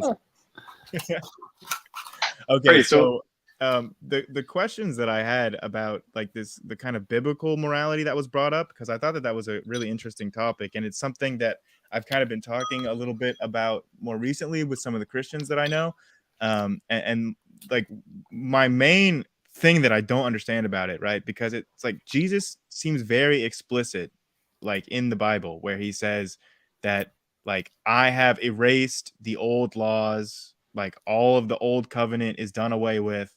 So, and it seems like Christians will regularly agree with that and say like the laws of the Old Testament don't apply anymore. But then I don't understand why they make exceptions for things like the 10 Commandments or like marriage ritual ceremonies, like with no gay people or whatever. Or I don't understand why those parts are exceptions and are kept in like modern frameworks of Christian law. But Jesus seems, to me, in my reading, he seems very explicit that all of the old laws of the old covenant, Moses' laws, are no more. Well, yeah. So what it means is we're not under the penalties of the laws. He doesn't. He says that I come not to abolish the law, but to fulfill it. So when he means fulfill it, like he's the complete fulfillment of it. So not only is the law binding, or at least the moral law. This is what we have to make a distinction of this too. There's the moral law, but then there's the we call like the ritualistic laws. Like laws that have to do with basically, just call them ordinances and stuff like that. Yeah, those were done away with because it says in Colossians 2:14 that he fulfilled on the cross. He nailed them to the cross and he fulfilled them on the cross. So those laws were done away with because they were replaced by himself. But the moral law was never done away with. So where in the Bible, because I've heard this distinction between, Jesus got rid of the ceremonial laws, but not the moral laws. Where is that differentiation? Is that biblical? Where in the Bible does it make that differentiation? Well, I would say the syntactical structure of the Pentateuch itself, we call the Decalogue, and there they call apodictic form. Apodictic form means that it's unconditional, prescriptive, binding forever. So even like Exodus 20, it has an apodictic structure to it. But then every other law outside the Decalogue is really casuistic law, which means it's like it's conditional laws, descriptive laws. They're not binding. They're not eternally binding at all. So really it's just a Decalogue. So this differentiation that you've made, that's kind of in your reading. That's nothing that's like explicitly stated in the Bible. That's like an interpretation, or that, yeah. So it's a syntactical feature of the Torah. right? So it's like you have to get a little bit of scholarship to understand the Hebrew language itself. Like, so it's basically rooted in. My second question about that is how is like the gay marriage thing? How is that a moral law and not a ceremonial law? Because I would think that, like, obviously marriage is a ceremony, so the laws about marriage, like pertaining to marriage, are necessarily ceremonial laws. No, well, we would say that homosexuality is a perversion of what is natural law. It says in Romans 1, you can read it, that God intended naturally that woman and man procreate. So any perversion of something that God naturally intended is a sin. So it goes outside of ceremonial law at that point. And Praise, do you think that it would be a sin for a straight couple, a man and a woman, to get married without the intention of procreation? Like, none of them want kids. Is it a sin for them to get married? No, it's not a sin for them not to marry, but if you're going to have sex, then it's good to it's a sin not to procreate. Or so if you have sex, then it's supposed to be straight. In other words, but even if it's straight, if it's not with procreation in mind, that would make it a sin, right? That would make their marriage a corruption of the natural law. Yeah. Lust is another sin too. Like if you lust after another person, like like sex before marriage, any of that type of stuff, it's that does constitute a infraction against God's moral law. Hey, Base, can I ask you a question? Sure. Because I don't want to put any words in your mouth, but I know you're probably looking at it somewhat through a skeptical lens. So perhaps if we like put the skeptical lens in a mirror in a certain sense, and this maybe touches back to when we had Mark and some of the other speakers on, but the issue with morals, right? If it's simply something that we agree upon, then whatever we agree upon, whenever you can get the most number of people to agree upon something, that becomes what is moral by definition, right? And is that what morals feel like to you? Like, do they just do they just seem to be a social construct, or do you think they're tethered to something more real than that? I think it's a mix between nature and nurture. So yes, there's like some degree of like them being a social or a cultural construct, but I also do think that there are like genetic predispositions towards like moral behavior, or a moral intuition or moral sense can be derived from nature, from genetics. Right, but do you think we could override the genetic disposition that we may have? Yeah, of course. A predisposition is nothing more than just like a percentage chance. So like a predisposition is never 100% anything. So you can always override genetic predispositions. Okay, so then if you have the greatest number of people agreeing, right, to what is right and what is wrong, then by definition that becomes what is right and what is wrong, and it's nothing more. I think that the issue with the kinds of statements that you're making is that you're kind of omitting a very integral part. Like when you're saying that is morally right or that is morally wrong, the part that is always in my mind that like maybe isn't true if you believe in objective morality, but to me, whenever I hear a statement, is according to blank. So if you're going to say that X is morally right according to the society that we're talking about, then of course then your answer is right, because like you said, the majority of that society believes in that thing. So it's always about like there's always a question about according to who. Like whenever you make a moral claim, I'm always thinking from what perspective are you making that claim from? Like, according to who? Right, but so I guess what I mean is, like, according to, like, using, like, the example that Mark raised, which was like our law, like he was, even though we said there's natural law, he was kind of defining laws as just what the rules that we sort of agree upon, right? Like, and if we agree upon the speed limit is a certain speed, that is what the law says it is, and that becomes the law. And similarly under morality, and let's just say according to the United States, since presumably you live in the States, if we agree in this country that a certain thing is morally right or wrong, then that is what is more, because there's no greater authority to appeal to other than people determining what is right or wrong. And my question to you was, does that feel right to you? Like, instinctively, I know maybe it may not be a good basis for your epistemology, but instinctively, does that feel right to you? Well, Is that instinctively, what feels right to me is I have my own sense of morality, right? And there's going to be overlap with the society that I live in, and there's going to be areas where maybe there isn't an overlap. Like, I have moral stances that are not held by the majority of people in the society here. No, that's not what I'm asking. I'm not asking, like, is your personal morality consistent with, like, greater Well, society? you said, does it feel right that morals should be determined by the majority? That was your question, as I Yes. understood it. Yes. And so my answer was that what feels right is that my morals are determined by me. That's what feels right. That's how I'm answering your question, is that So then I take your answer to be no, right? Because, like, what you're basically saying is, like, you have your own morals, and even if Yeah. society says something different, Yeah. then you don't accept the broader society's like morality. Yes, because I have my own morality.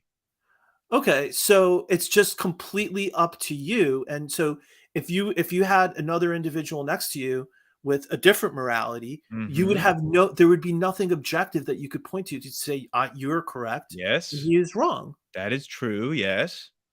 And you think that's correct? Yes, obviously.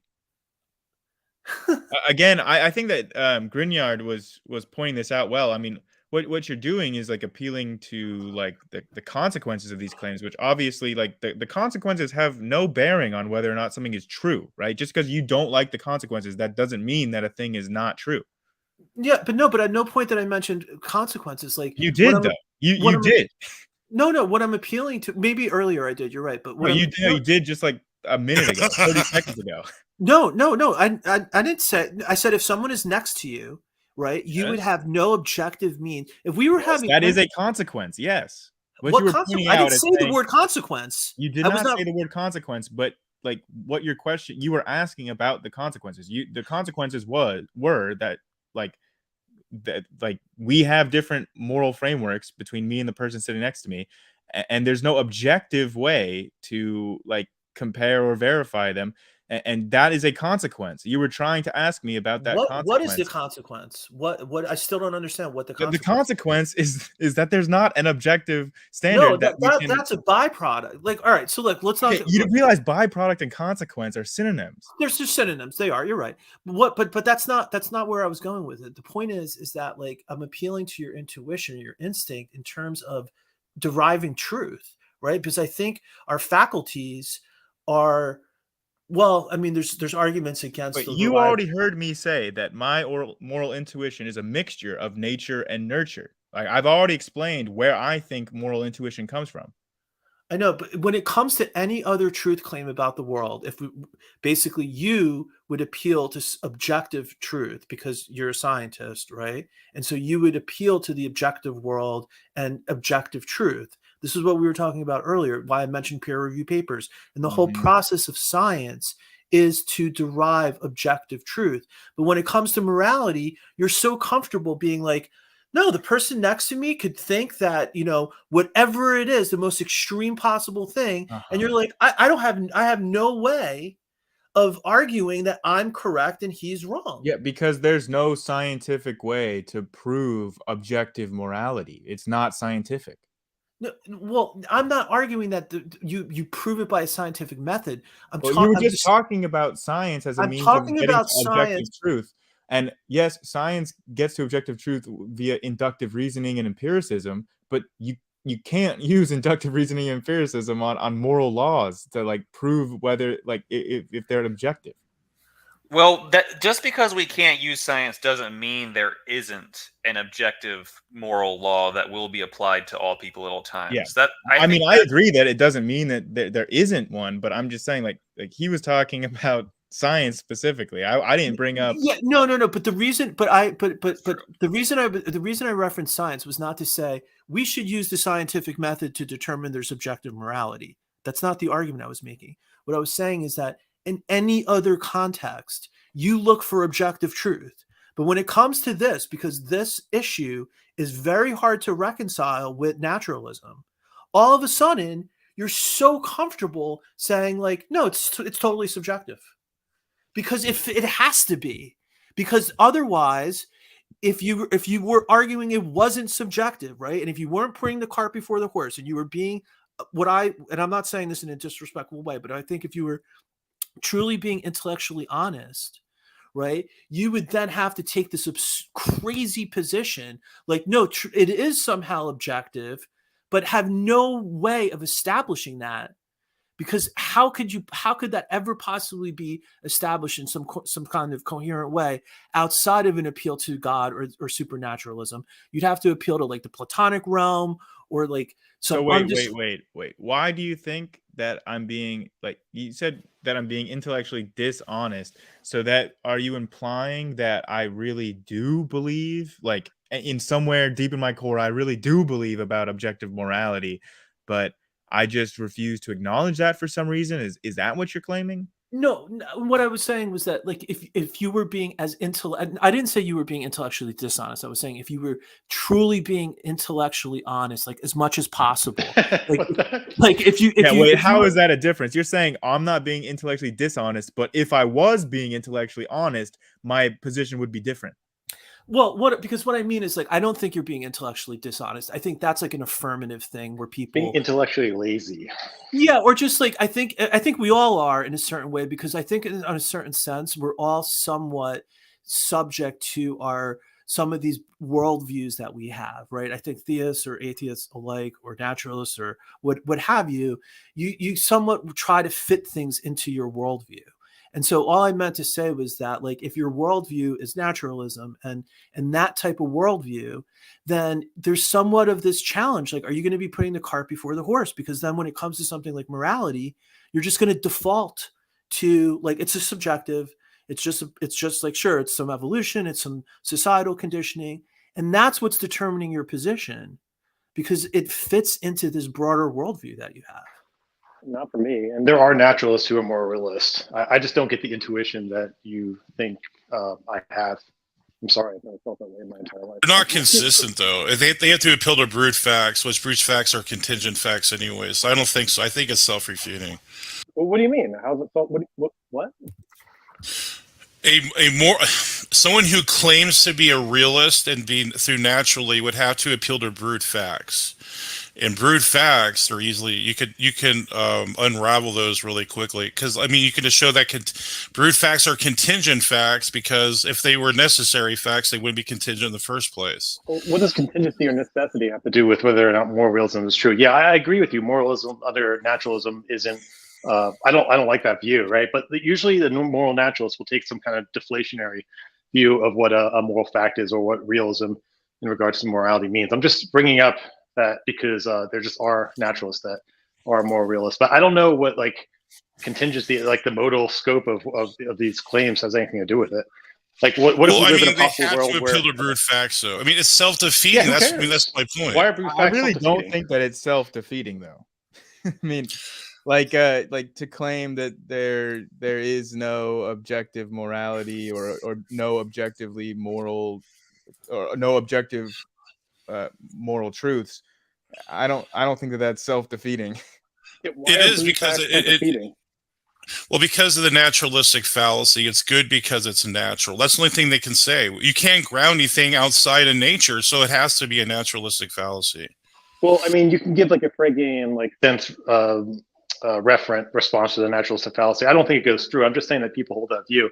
I was asking, like, more specifically, what makes a brute fact like incoherent or bad or something? Well, it's because if it was they're basically it's unfalsifiable, but the fact is that it's that a brute fact None of is this is philosophy, contingent. dude. You can't falsify I know. things like this.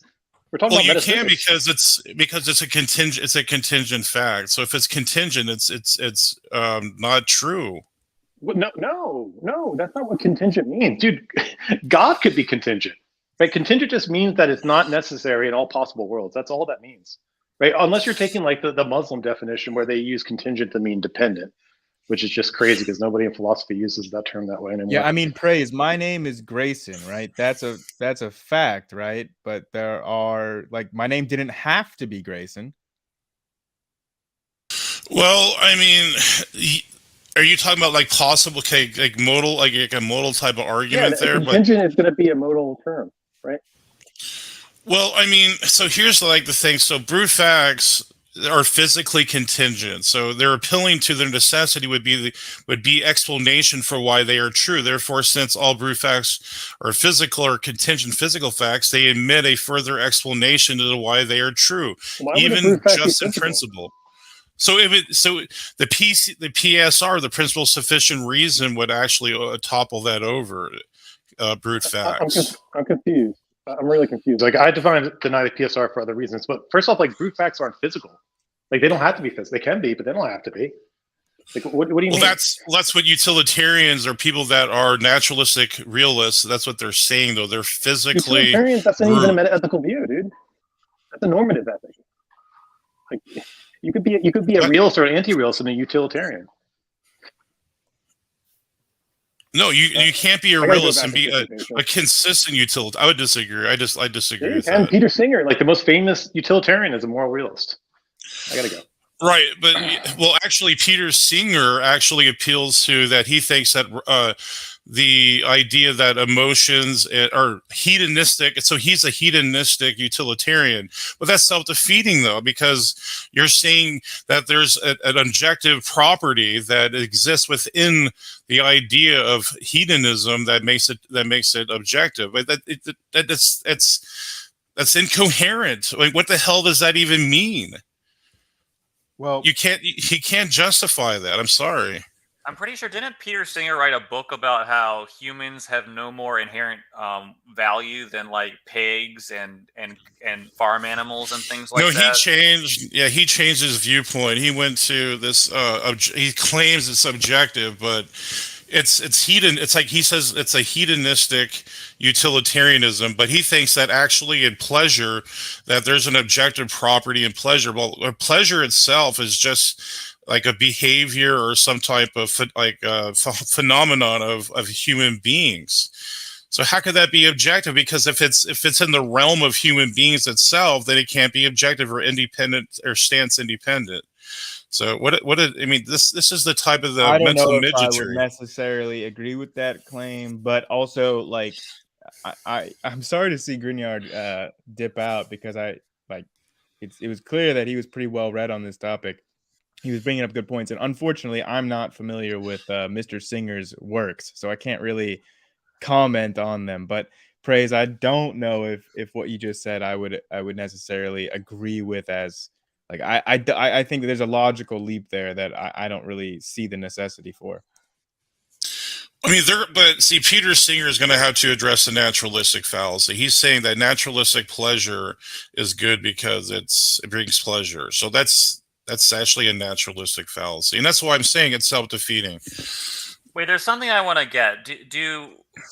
Would atheists acknowledge, and I guess this is kind of something we've disputed, would atheists acknowledge that in an atheistic world, there can be no objective, universally applicable moral code for all humans? It's basically all subjective. Do they admit that?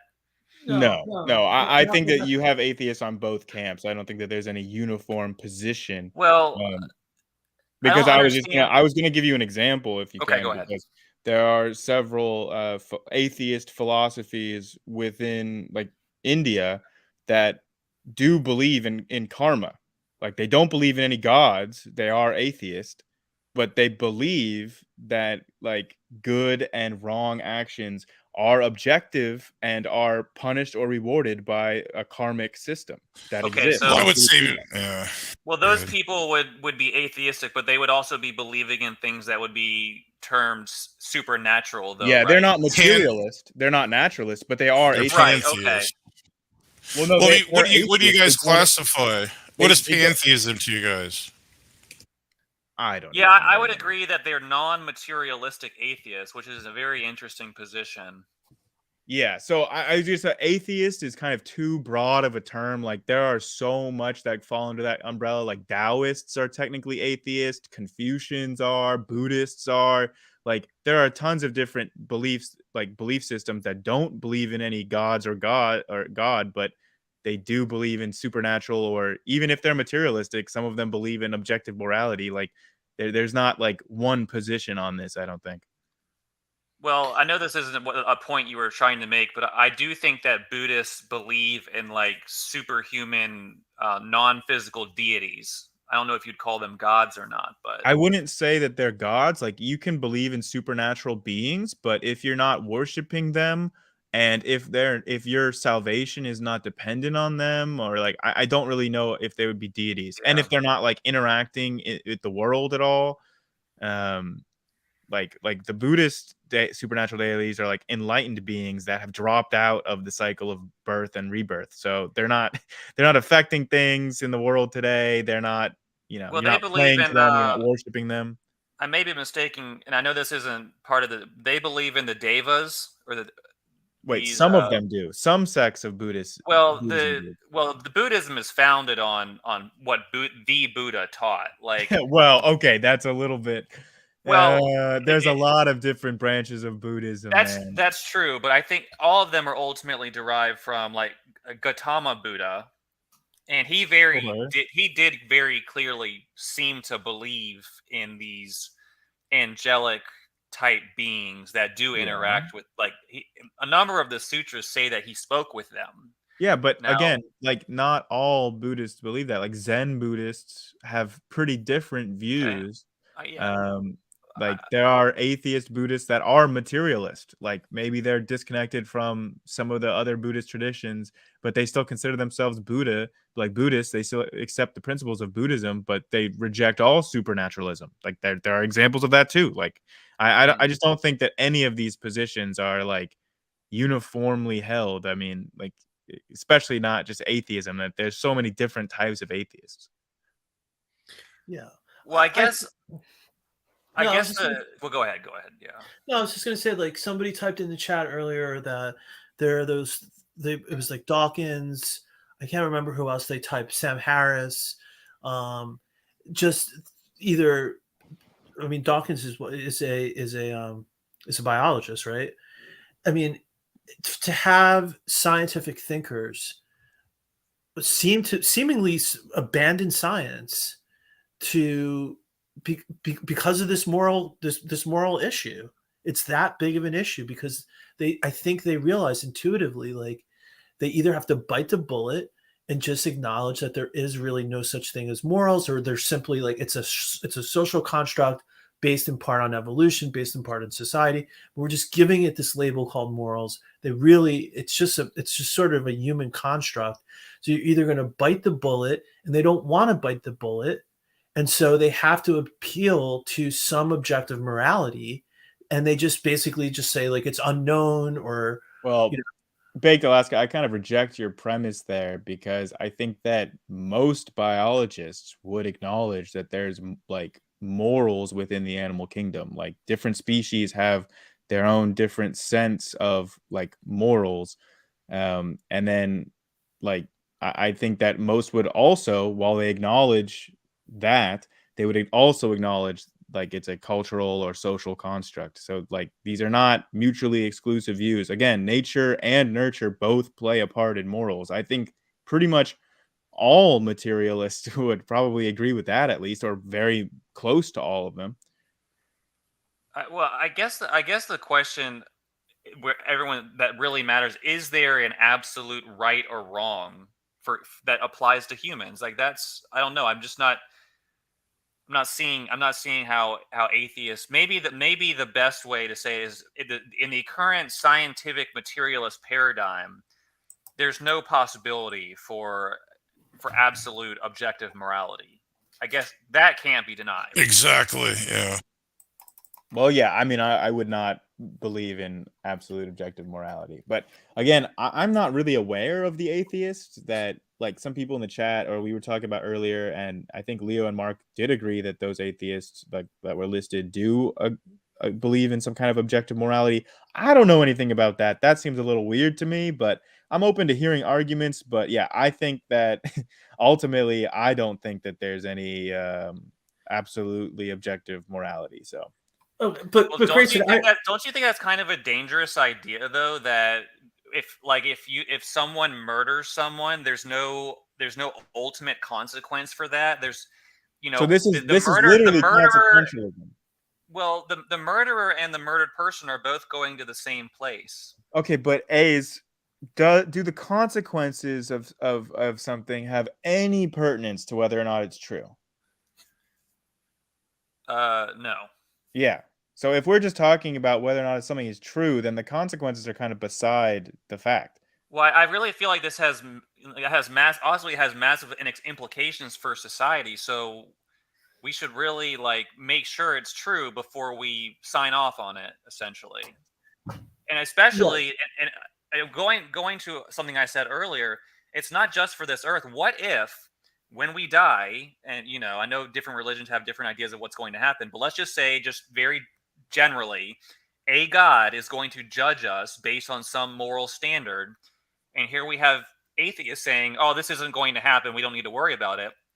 That's going to, lead to an eternal consequences. So, it's kind of dangerous just to presuppose that atheism is something we should just, all right, just accept it. It's okay. So A's, do you think that it's dangerous to presuppose like the Christian belief if in the reality that the Norse gods are true and the Christians are leading away, like people away from Valhalla, because really people should be trying to die in battle and get to Valhalla? Do you see what, like, I can just construct this exact same argument against your beliefs with a different religion? Yeah, I mean, that is correct, but I think that one thing that we can probably maybe get around this is to say that if we just generalize the concept of God and say that there is a God and God has this standard, that's important to know. And it seems like there's a common thread, but they disagree on there are definitely false religions and they disagree on some of the details, but there seems to be a common thread that there is the standard that to which humans are going to be held, and maybe there's a reason for that. Maybe they're all being given similar revelations for a reason, or maybe like moral standards are just a part of nature and nurture. But Grayson, I'm struggling to understand, and this is what I was struggling to understand with Mark earlier, with his hippopotamus example. I don't understand what you're saying morals are, because on one hand you're saying it's a cultural phenomenon. We agree to what they are based upon like sort of the social compact. But then you're also saying like, but there's a component that is based on our nature. Yes, right? nature and nurture together. Okay, well, so with animals, right, because you said earlier that, and I would disagree, I don't think there's any type of consensus amongst biologists that animals have morals. They may exhibit moral behavior that we interpret to have a moral component to it. That doesn't mean that it's been established there's any type of scientific consensus that animals have morality, right? I don't even know how science would establish that. But putting that aside, if they're acting if they're exhibiting moral behavior, I mean, because if something looks like a duck, sounds like a duck, I mean, no, but that's not true from a scientific perspective, because like the ant that is exhibiting self-sacrifice, like to compare that to like a firefighter who's consciously aware that he's running. But this is just like saying like, how can we know if animals have thoughts or emotions? Oh, sure, we can see that they have brain activity and their brain activity looks like thoughts and emotions, but how can we really know? That's what this sounds like to me. Well, it could be. It might be maybe related to that, and on some level, like I mean, like depending on like how advanced the life form is. Like I don't know how we would know if it was experiencing subjective experience. I mean, yeah, you have to infer that through like indications you may have, and behaviorally, you would see certain things that would be indicative of consciousness. But Mhm. but I think that's sort of just a separate issue. I mean, the point is that we because an ant sacrifices itself, that is Mhm. just something that's ingrained in its DNA. It's not morals, right? Why That's not? not Why can't Kelsey Suey moral free will. You have to have that condition. Well, Yeah. praise, I don't even grant that there is free will. I don't even know if I believe that there is free will. So, Well, like, that's what philosophers deem as a condition for epistemic responsibility. So I just want to let you okay, know that. I will grant that, but like, if I can't even agree, like, I don't even know whether or not there is free will. So, like, Do you I, believe in rational thought? Do you believe rational thinking is possible? well, I mean, I think rationally, so I think therefore I Okay, am, I guess. well, if our will and our minds don't have the ability to think freely, then rational thought is impossible because what we I thought was don't think already. that's true. Well, you have no way around it. If our minds aren't free, if we don't have Hmm. free will, Yep. then then how Why can does you that make rational thought impossible? I don't see the logic in that. because we can't change our mind based on what we're reasoning. It's just being determined by whatever process determines it. So whatever you're Mhm. thinking is just an output of chemical interactions, which are Yes, Yeah. themselves deterministic. but So those can be rational, though. no, they can't. Why No, not? You because haven't demonstrated why they're not. based on the laws of physics and chemistry. Why They're can't not why can't you have rational thoughts based on physics and chemistry? It's a Why can't you reification. have That's why. why because can't yeah, you have free rational thoughts that are completely determined by physical laws? Reification. because the thoughts that are being produced are not being produced with any end in mind or with So any what? action. So the chemicals producing your brains don't care if you're thinking rationally because they're So what? chemicals. So what? So they're just operating mechanistically, and Uh-huh. if they're operating mechanistically, that means the Uh-huh. thoughts that are being produced mechanistically, which means Yes. it's not based on any ability to manipulate, But change based none on of that means that they can't be rational. Yes, it can No, it because doesn't. yes, it You can actually still it have does. rational thoughts based No, you on can't. No, wholly you can't. If determined you're if mechanisms. no, because the thoughts themselves will then be determined Yes. deterministically. Yes. They can still be So rational. no, they can't because the thoughts are produced by the laws of nature. The chemistry moving around your brain will necessarily produce a certain thought, which Yes. may or may not have anything to do with any real or rational thought. Like Sure. I don't think you see the problem here. No, I don't see the problem because none of what you said precludes rational How thoughts can from so happening. how can thoughts produce deterministically rationalize and reason about external reality when It's a it's like reification. Come on, Grayson. You well know it's like this. all right, let's imagine like an atom like the size of like a rock you can hold in your hand. These rocks, let's say when rocks bounce against each other they produce a thought. Let's just try to imagine it at that level. Whatever the thought is, the rocks are just bouncing around. Yeah. They're being blown around by the wind and producing thoughts. The thoughts are not going to change. They're not going to look around and see like, oh, I want to, I'm trying to figure out what's going. It's like the rocks are just bouncing around producing thoughts.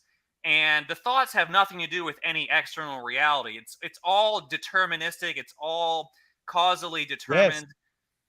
So you can't have these thoughts being produced in this manner being able to rationalize and figure things out and develop ideas on a rational basis. It's all just an illusion if it seems that So? way.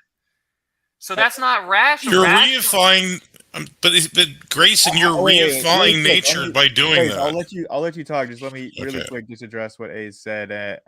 None of what I heard made any kind of claim like that was justified about why these naturalistic, deterministic mechanisms of physical laws cannot produce rational thoughts. That's all I want to say. But don't respond yet. I want to hear what Praise was gonna say. Yeah, I was just saying that if you're going to apply any anthropomorphic characteristics to something that doesn't have those things, so it's like it's inanimate. So we would say the universe is inanimate and biological processes are inanimate. But to apply like some cognition to, let's say, like a biological process or a molecule, as we call it, reification, you're reifying nature. And essentially, if you're saying, well, the universe is logical or something like that or rational, then you're applying anthropomorphic traits to it. That's called a reification fallacy. Well, the only thing that I was applying anthropomorphic traits to were human consciousness, which like can be deterministic in nature and still produce rational thoughts. I don't see I any. don't understand how. How I don't see what is the actual conflict there that you're trying to point out in the first place. I don't see any conflict. Let me ask you this: if is what you think tomorrow already determined at this moment? I don't know. It could be. So what is rationality and determinism? What's the incoherence? The incoherence is. Yeah, so go ahead. Well, let me take a stab at this. For one to be rational, you actually have to have a mind that's capable of adjusting and assessing the situation, making assessments of reality, and changing its being based on what it's observing. But according to that's called deliberation. How is that incompatible with determinism? Yeah, that can all be deterministic. But no, it can't, because it can though. Well, I would argue it can't, because the laws of nature would preclude your mind from being able to adjust itself or think outside the bounds of physical determinism. So why would the principle of alternative possibilities need to be true for rationality? Like, I'll just cut to the chase because I'm at work right now, but no philosopher thinks that. Okay. Because all right, let's think about how thoughts are produced. Like, rational thinking is a type of thinking, right? Yeah, rational thinking is a type of thinking. So let's say the laws of nature produce thoughts in a deterministic fashion in such a way that, like, if this atom bumps against this atom, X thought will be produced. Mm-hmm. So if those atoms interact in that way, those chemicals in your brain interact in that way, they will produce whatever thought is necessarily determined by the laws of physics and chemistry. Yeah, some of those thoughts will be right and some will be wrong. What's the problem? No, they won't. Well, the chances of a thought being deterministically produced and being corresponding to reality are infinitely small. No, they're not. What's the argument for that? Because all right, well, I'm just going to try and simplify it. Let's imagine the chemicals in your brain are just like two rocks. And if a rock of this size and a rock of another size bounce together, a thought of a fish will appear. Let's just make this very simple. So they bounce together and the thought of the fish appears. Well, what if there's a tiger coming at you and you have to, and the rocks didn't produce the tiger thought? Because so you're saying, like, what if you're wrong? Then you're going to be wrong. Is that what you're saying? Well, here's the thing: the fish thought is the thought that comes from the interaction of chemicals is entirely deterministic. It's not based on external reality. Let me ask you something. I know. What's the entailment of not having rationality under determinism? Let me just ask you something really quick. So you're talking about, say, you have this fish thought, right? And this is a completely deterministic thought that will come up deterministically, right? So let's say that the reason why that thought comes up is anytime that you are both hungry and see an area of water that looks like you can fish in. Whenever that stimulation happens, then the fish thought is generated in your head completely deterministically, right?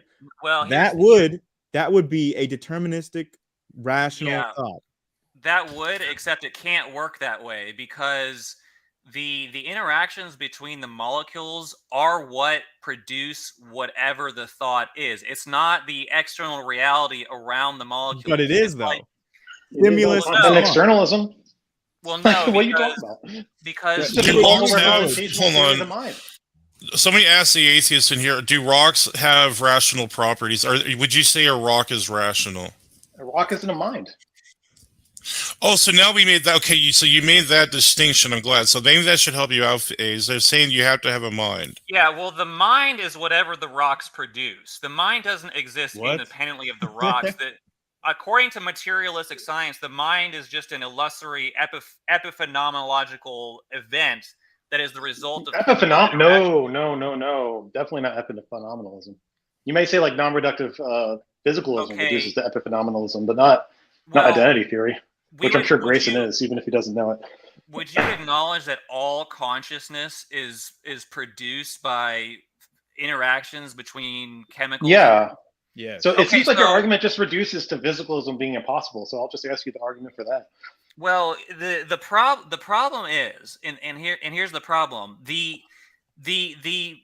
thought can't change based on the circumstances in the environment. The thought that's going to be produced is based on the thought is literally produced by circumstances in the environment. If you think about it, the thought being produced is kind of just like an illusion that is like an electric spark or whatever you want to call it between the chemicals. It has nothing to do with an external environment. No, wait, A's. That is the fundamental like flaw in your reasoning here, because it is determined by external stimuli. Because think about your senses, right? You are getting sensory information from the environment that is being translated into electrical inputs to your brain.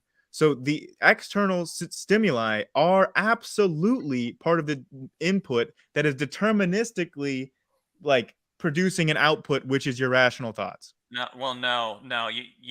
Dude, this is just causal relationalism on external realism, dude. Just look it up. Breaks down like, this is just like a common view of philosophy of the mind. Well, and how content gets in our minds. It doesn't. And it works on other views that aren't physicalist too. It doesn't work because it requires that it requires that the thoughts are produced in a non-deterministic manner. That's the argument that we're asking for. Like, just give it. I'm trying to explain it to you. Like, basically, think about the chemicals in the brain. I forget what they're called, but they're the neurotransmitters.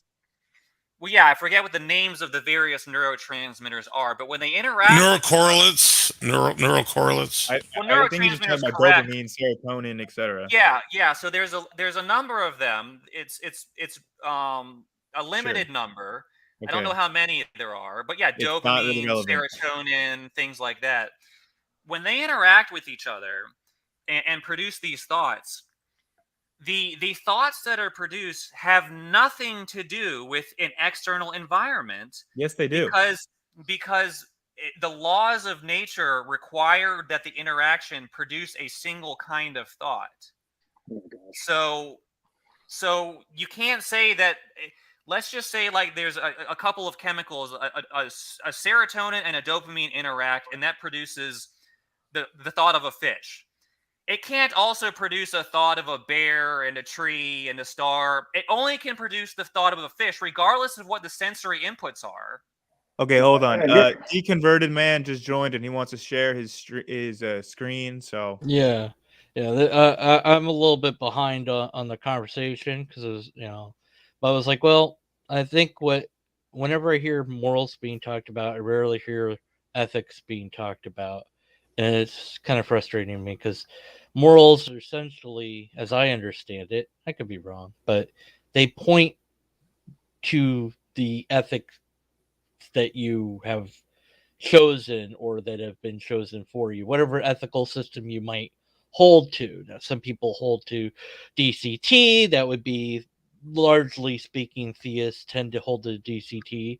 But, the rest are, left to, you could hold to others as well. But your morals are essentially the point, getting to you to whatever it is that the ethics goals are. So in utilitarianism, it's very, make it very simplified, the greatest good for the greatest number of creatures and the less harm for the least amount of creatures, whatever that means to you.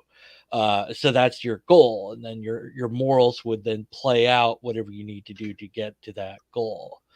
And so that's fairly, that just is how I see it. If I'm wrong, tell me how I'm wrong, because I'm pretty sure I'm not, but let me know.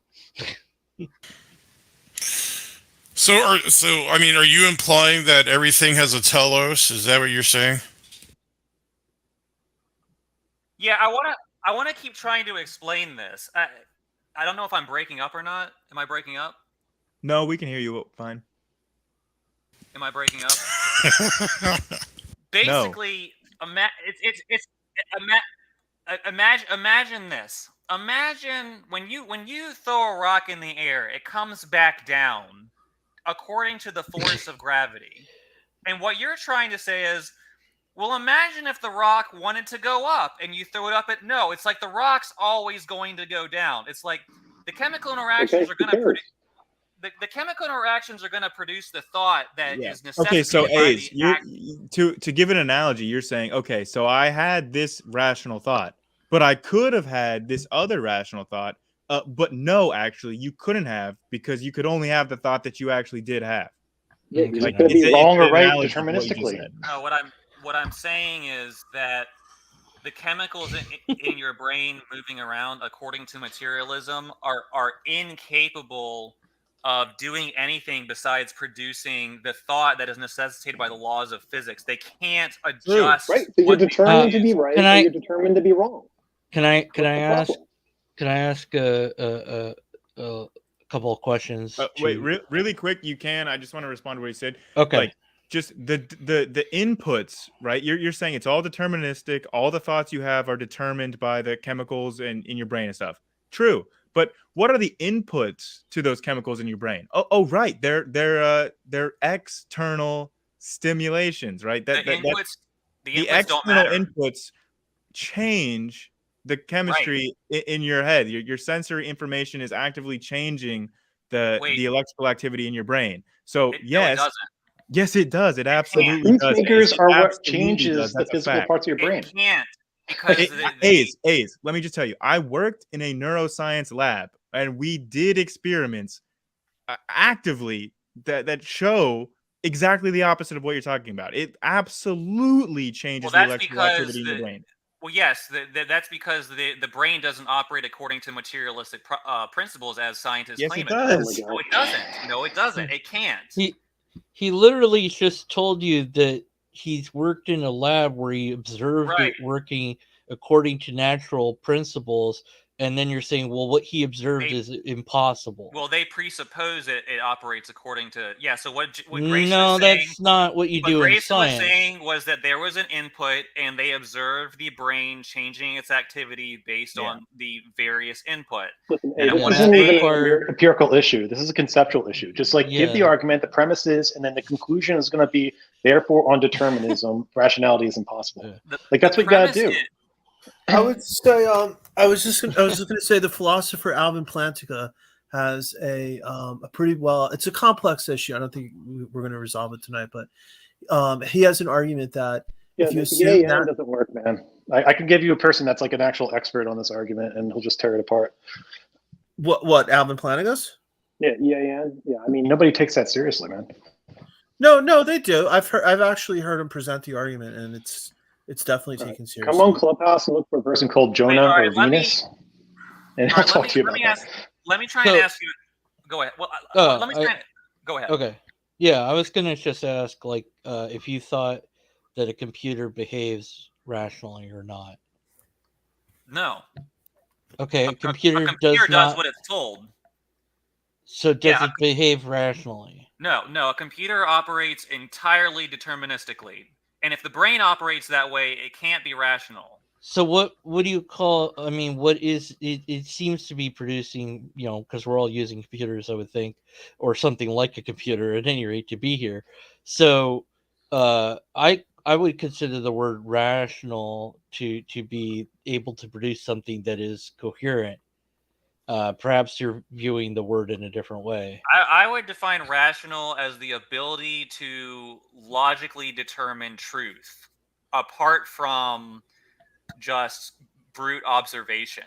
Okay, so So A's.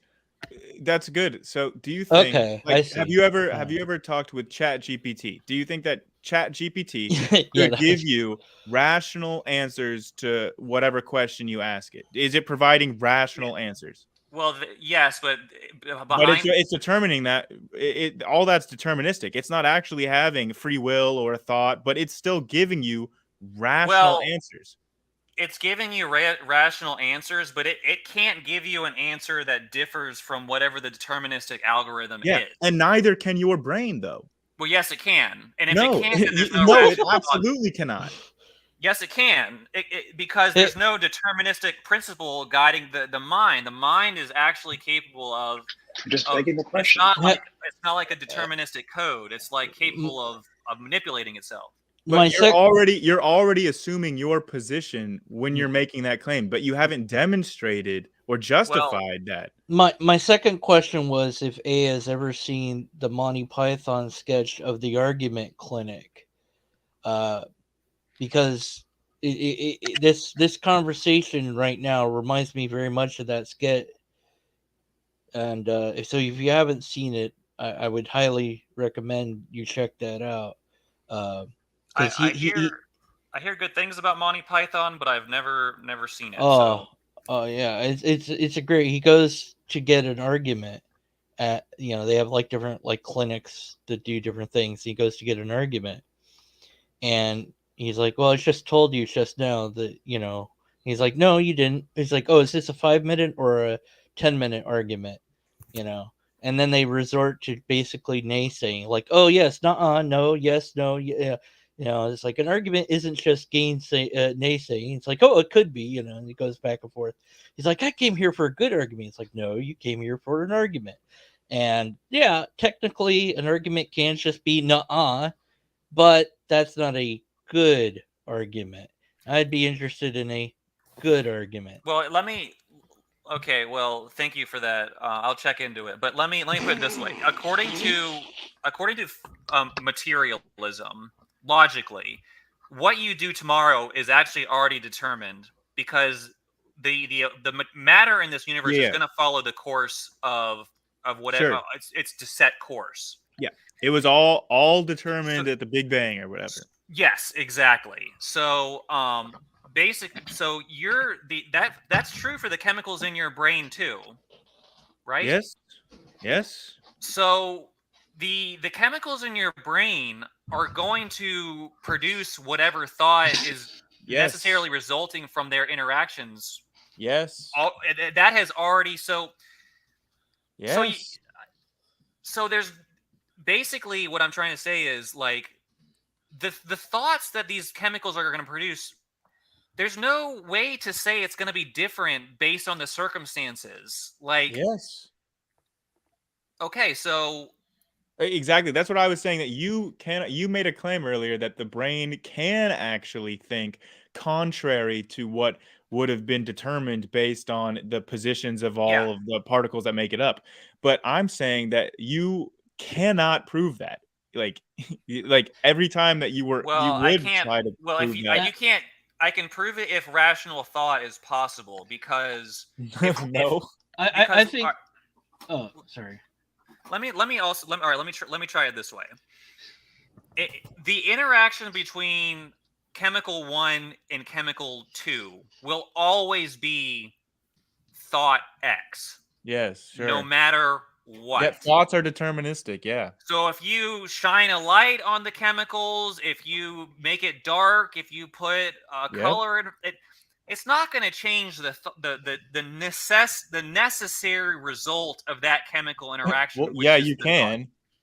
No, because the chemicals. Yeah, no. If you the change chemicals are only capable of producing a single kind of thought. The thought can't change based on. You just said that if you interfere with the chemicals, then you can't change the outcome. But obviously, if you interfere with the chemicals, you are changing the outcome. Yes. No, I guess my point is, I think this is where the disconnect is. You're not quite understanding me.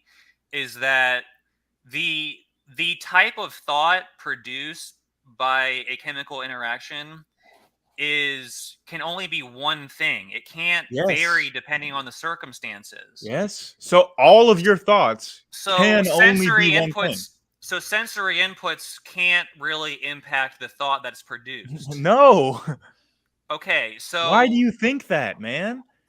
because that's what's necessary. Your thought for a thought to be rational, it has to be able to vary depending on whatever the external reality is. So And that's exactly what they do.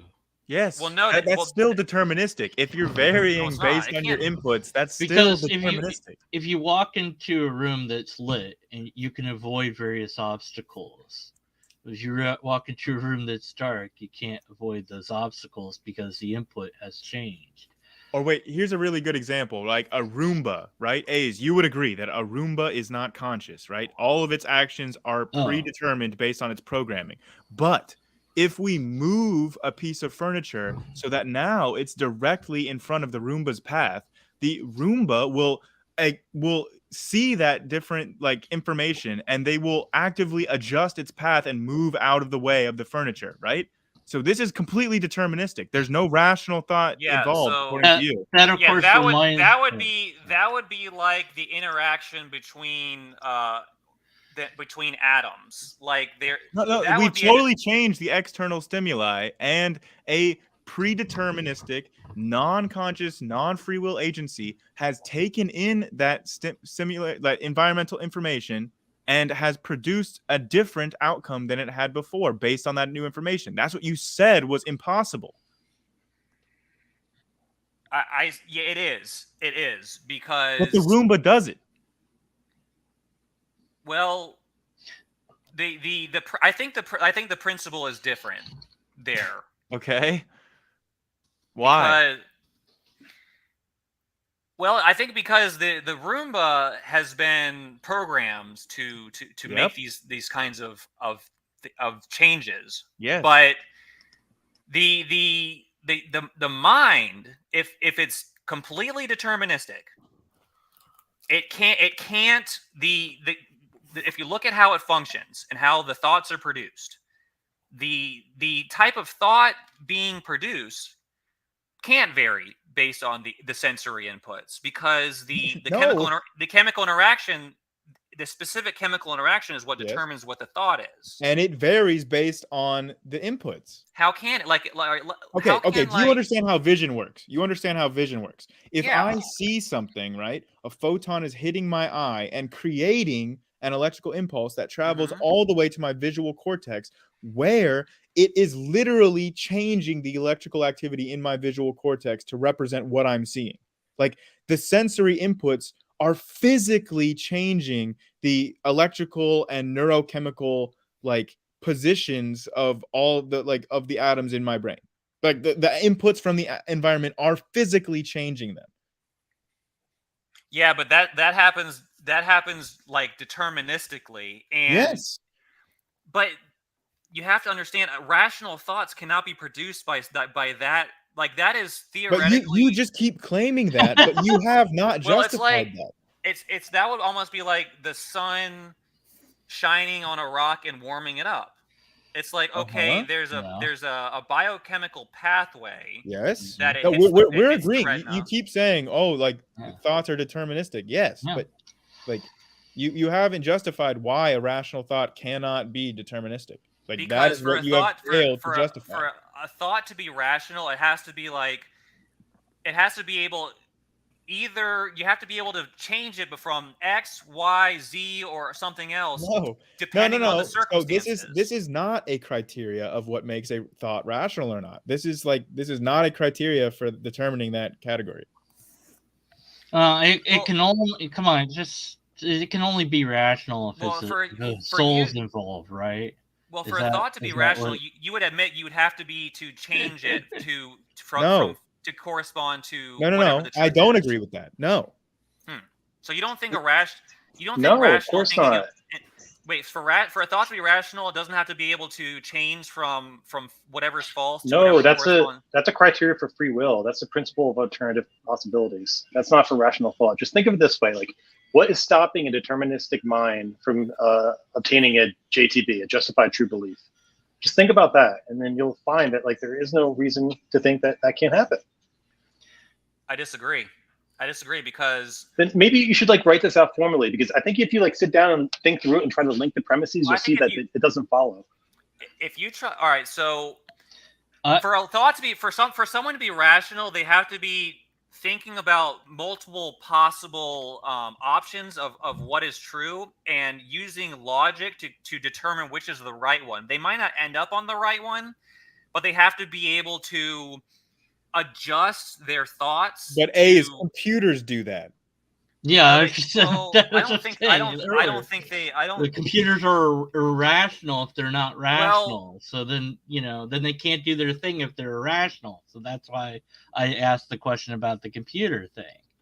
I'm just trying to get to the core of the issue at hand. Is it that that you're arguing this so vehemently because you want there to be a room for a spirit or a soul or something supernatural? well, it's not that I or- want anything. It's that I don't think the system can work without some sort of independent mind, without some sort of non-deterministic mind. Dude, you can do Bayes' Well, theorem, right, on a piece of paper I mean, and think rationally. Well, here's I mean, the thing. I recently spoke to a theist that thought that God, just picks people to be saved or not saved, and that's all there is to it. That no matter what we think or feel or do or believe or don't believe, we're either picked or not. So that was the end of that. There's no rational way to get to God. There's no irrational way to not be in God's camp, because it's either Yeah, God that's picks you or Calvinism. not, I don't agree with Okay, Calvinism. Yeah. I'm Ace, not- can I'm I not ask you Calvinist. something? Ace, Yeah. can I ask you? Is math rational? Yeah, Yes, you have to use So- rational thinking to Yes. to So come to 2 mathematical plus truths. 2 has a determined answer rationally, right? Yeah. There is no option. There is like 2 plus 2 has one rational answer, and it's already predetermined. Yeah, but you have to realize 2 is a concept that you generate in your mind, and you have to be able to control that concept and apply it to is a Okay, concept. but computers plus, can do that too, and they don't have minds. Not really. I Well, actually a computer can do 2 plus 2, I assure you. well a computer actually it can't do it in the way we can. It can't. It can't Well, neural nets mimic like the way that our brains work. No, they don't. No, I mean, they mimic, but a computer can't do what humans do. A computer can like do inputs and outputs, but it can't really figure things out. Like we program it to know that 2 plus 2 is 4, but it couldn't figure that out on its own. It couldn't like take that principle and like develop calculus on its own. No, it can actually. Hmm. Like you do have computers that are capable of doing their own calculations, like Wolfram Alpha. Yeah, but they are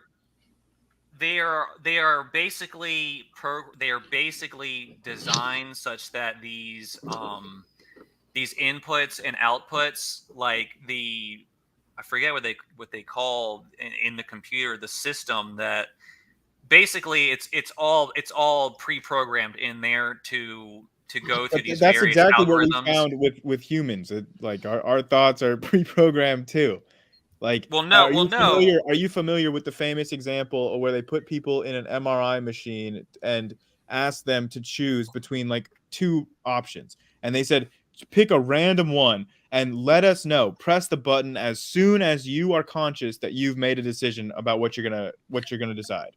And they showed that they could accurately predict what the person was going to choose before the person was even aware that they had made a decision. And they could do that by like looking at the brain activity, and they saw that the brain was already making a decision before the person was even consciously aware that that's the decision that they were going to be making. The decision had already been made before Well, hold they on. had consciously made it.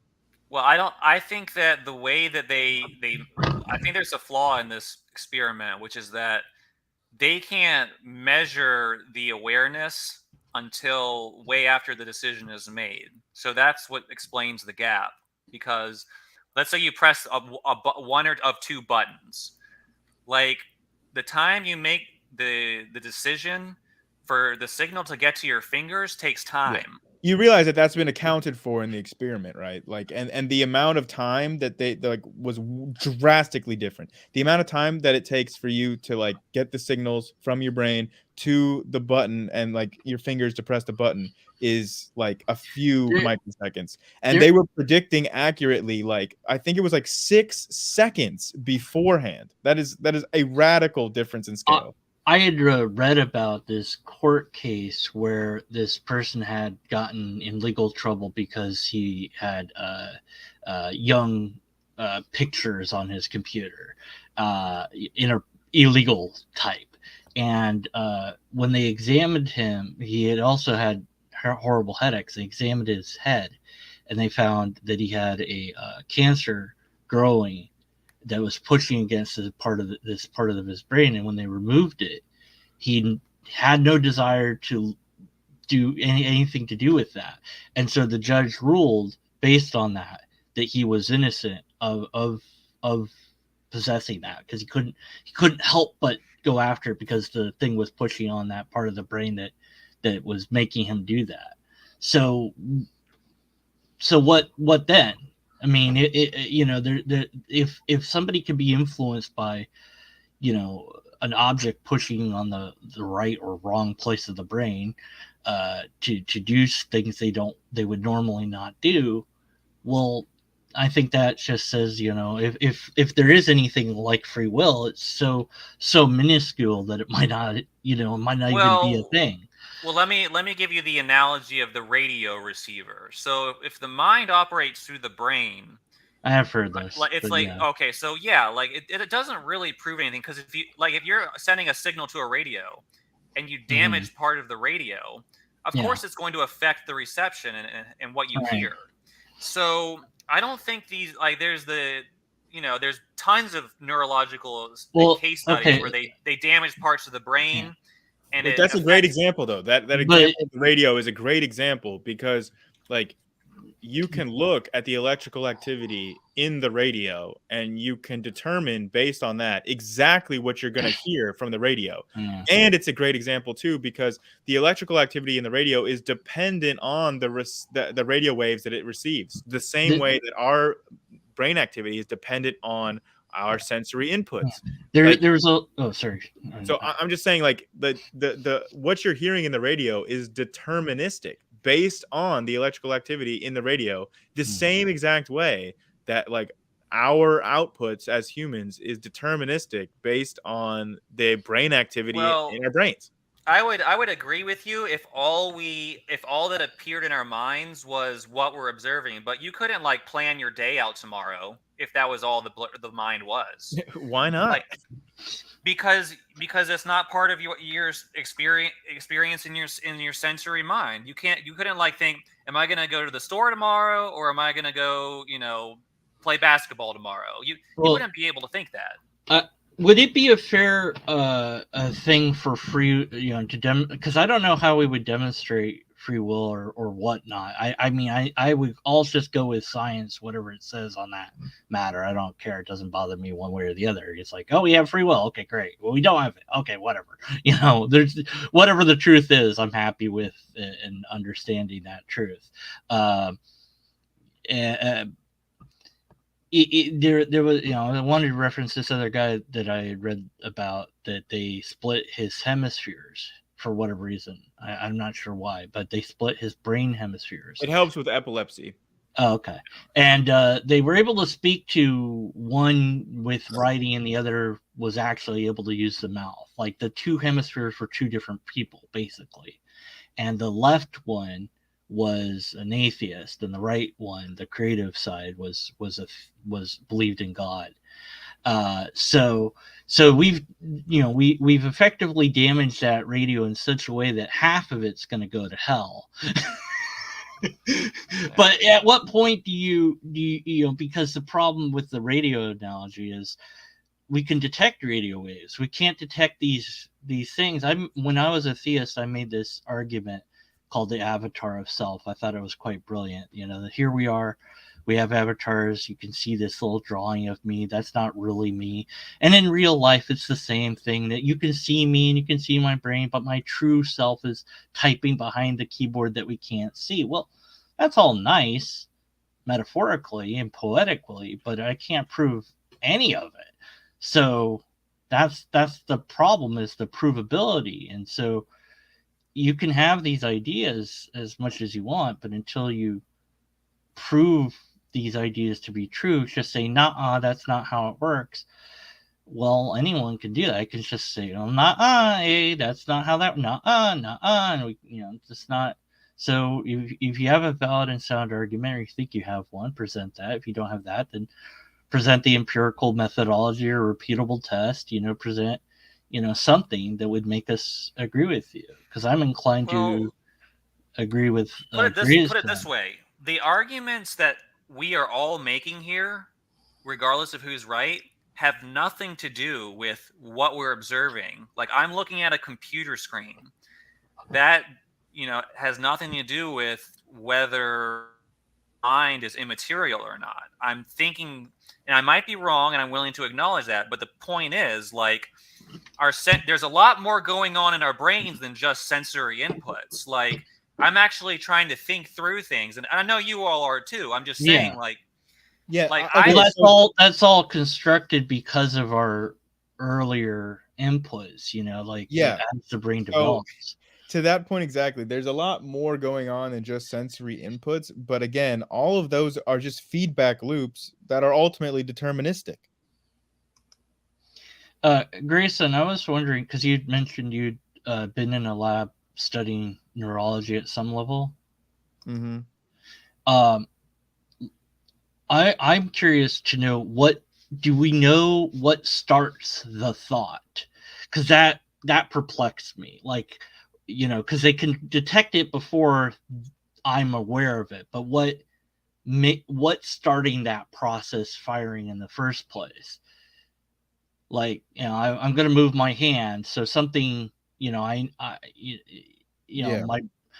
we know that yet, or is that still? I mean, it would all like each impulse would have a cause. Like, it's ultimately like it's like an equation, like A plus B equals C. So like you're gonna have inputs, you're gonna have outputs that are like roughly determined based on like the structure and the connections in your brain.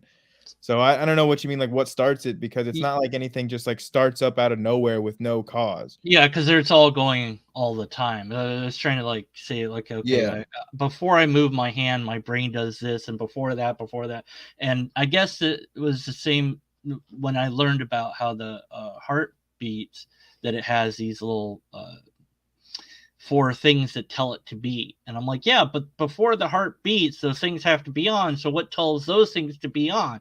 Is like, well, the mother's connection tells those things to turn on. I'm like, oh, okay. It's like, so, but how did, you could keep, at some point we don't know, whatever the answer is. So all right, let me try and get out what the problem I'm having with what you all are claiming. Which, all right, let's go back. I'm going to try and simplify it as much as possible, and to just create the simplest possible model to kind of show where I'm coming from. Like, let's say you have a green rock and a red rock, and every single time, no matter the circumstances, these 2 rocks bump together, they're going to produce a thought of, I don't know, the moon, whatever. Yes. Yeah, that's how your brain works. So it doesn't matter whether it's daytime or nighttime or evening or morning or anything. Those 2 rocks are only capable of producing a thought of the moon. Every single time. They're determined. That's the physical, chemical necessity of Yes. those two rocks bumping together. Yes. If that is a simplified model of how the brain operates, then there is no way our thoughts can be, manipulated in such a way that we come to any sort of rational idea or rational thinking process. Because Well, But wait. You just made that claim, but again, you haven't justified it. yeah, Like you listed out a bunch of stuff that I agree with, and then you think yeah. that logically follows, like, to conclude with your claim, but it doesn't. There's Because no logical bridge there. Well, I what think if I, the now. Oh, what if I needed to produce a thought of the sun? Because the sun's gonna burn me up if I Yeah. walk out in the middle of the heat of the day. Yeah, But then those the two rocks are bouncing around in my brain, producing a thought of the moon. That's all they can Right. do. Yeah, But you have more than just yeah, those exactly. two So if you rocks. need the sun thought, right? Yeah, then Then there's you have there's a other different rocks that are doing Yeah, sun then you have thought. a different, like, two different rocks that produce the sun thought, Yeah. right? And then based on whether or not the sun is out or not, that's what's going to determine which pair of rocks gets Well, hit. here's Yeah. okay. Well, what if the sun rocks aren't present or bouncing around at that time? Well, then you don't see the sun, and Yeah, you're Right, then either your exactly. brain is literally Yeah. damaged, and Yeah, you're not going to be thinking and rationally. you're that guy that No, has half of because There you go. You have the- basically, I guess I think you're not quite getting something, which is that the Mm. thought itself is basic is only it can only be that thought, because the Yeah, but that's not a fair analogy. So Wait, I to want to let produce him finish. I want to let him to, finish. Yeah, to I'm produce sorry. the sun thought, you need to have the two sun rocks present, interacting with one Yeah. another. If they're not interacting with one another, Yes. you're not going to get a sun thought. Yes. Correct. Okay, so our thoughts can't adjust themselves to produce the atoms in our brain can't adjust themselves to produce a thought that corresponds to reality. It can only produce the thought that it's determined to produce, But those according are to the not laws two of nature. mutually exclusive things. You Right. realize? And it might very well be the case. It is mutually exclusive. No, it's not. It might very well be the case that your perception of reality due to damage to your brain or sensory inputs has been altered fundamentally, and so Yeah. that the outsiders, the rest of us looking in, have to help you in some way, shape, or form, because otherwise, if it was left up to harsh Mother Nature, you might likely perish or something of that. So a lot of the is that a tiger running towards me, or is that just a big patch of? I remember this was in that cult funded movie, What the Bleep Do We Know? Like, they pretended that they couldn't understand seeing a ship come towards them because they'd never seen a ship before, so they needed the guru to enlighten them or whatever. It's like, no, that's all bullshit. It's like what the F do we no. know? What the bleep do we know, or whatever. But anyways, yeah, it's completely garbage, because like you don't need to have ever seen that thing before to see it. But once you see it, okay, you don't have a label for it, but you'll give it some label, And Well, I just want to address why A's analogy fails, because he's saying, what if you don't have the sun rocks? So what the analogy? Well, hold on, Decomputer. Yeah, man. sorry. So what the analogy is, right? Is like those are the actual the neurons and the neurochemical pathways. So you're saying, oh, but what if you lack those neurochemical pathways? Like, okay, then you have brain damage, and you're not going to be producing the right thoughts, obviously. Yeah. So I'm open to having this conversation more with you, but at the I think we're gonna have to. What I'm gonna do, and this is my promise to you, I'm gonna think about what you said. And that's not an empty claim. I'm gonna consider it, and I'm gonna try and figure out A, if I'm wrong, or B, how I can make a better argument that clarifies my stance, because I really do think you're not actually understanding what I'm arguing. is part of I the think problem. that I am. If you want, I can repeat it back to you, and you can tell me whether or not I'm understanding it correctly. I am actually doing a very poor job of explaining what the problem I'm seeing with your view is according to what I'm explaining. So I think that's what needs to be done. I do kind of need to head out, but Yeah. it was a Well, good I do conversation. too. It was good having you guys on. Mhm. Deconverted, I don't think you've been on Yeah. this before, so thanks for joining. Yeah. Yeah. Ace, you've been Thank on you. before. I like having you on. You're not rude, so I appreciate that, and I like people that I don't disagree with joining. So I encourage Yeah. everyone to join, as long as you're not going to be rude and an a-hole, which nobody tonight has. So yeah, thanks Well, you've guys. been going 2 hours, or you're crazy. Yeah, almost 3. So I'm gonna be ending it here. Goodbye, So everybody. yeah. Good night, everybody. Thanks for joining. Hopefully you guys can stick around for the next time I do a live stream, and maybe some of you guys can join in as well. Like I said, morality, not typically a topic that I delve into. So this was a fun one tonight to actually get to talk about some of these ideas that I haven't discussed before on the channel. So let me know what you think in the comments, and if I said anything wrong, please let me know. I'm not infallible, and I like to be corrected because I like to learn new things. That's exactly what happened, like with Leo telling me about you can't prove a negative in that thing, and I learned plenty in tonight's stream as well. I learned from Leo, from Mark, and from Grignard, from Deconverted. So everybody brought some new information that I hadn't heard before. So I always appreciate the opportunity to learn. So thanks everyone for being a part of the stream, and I'll catch you guys next time.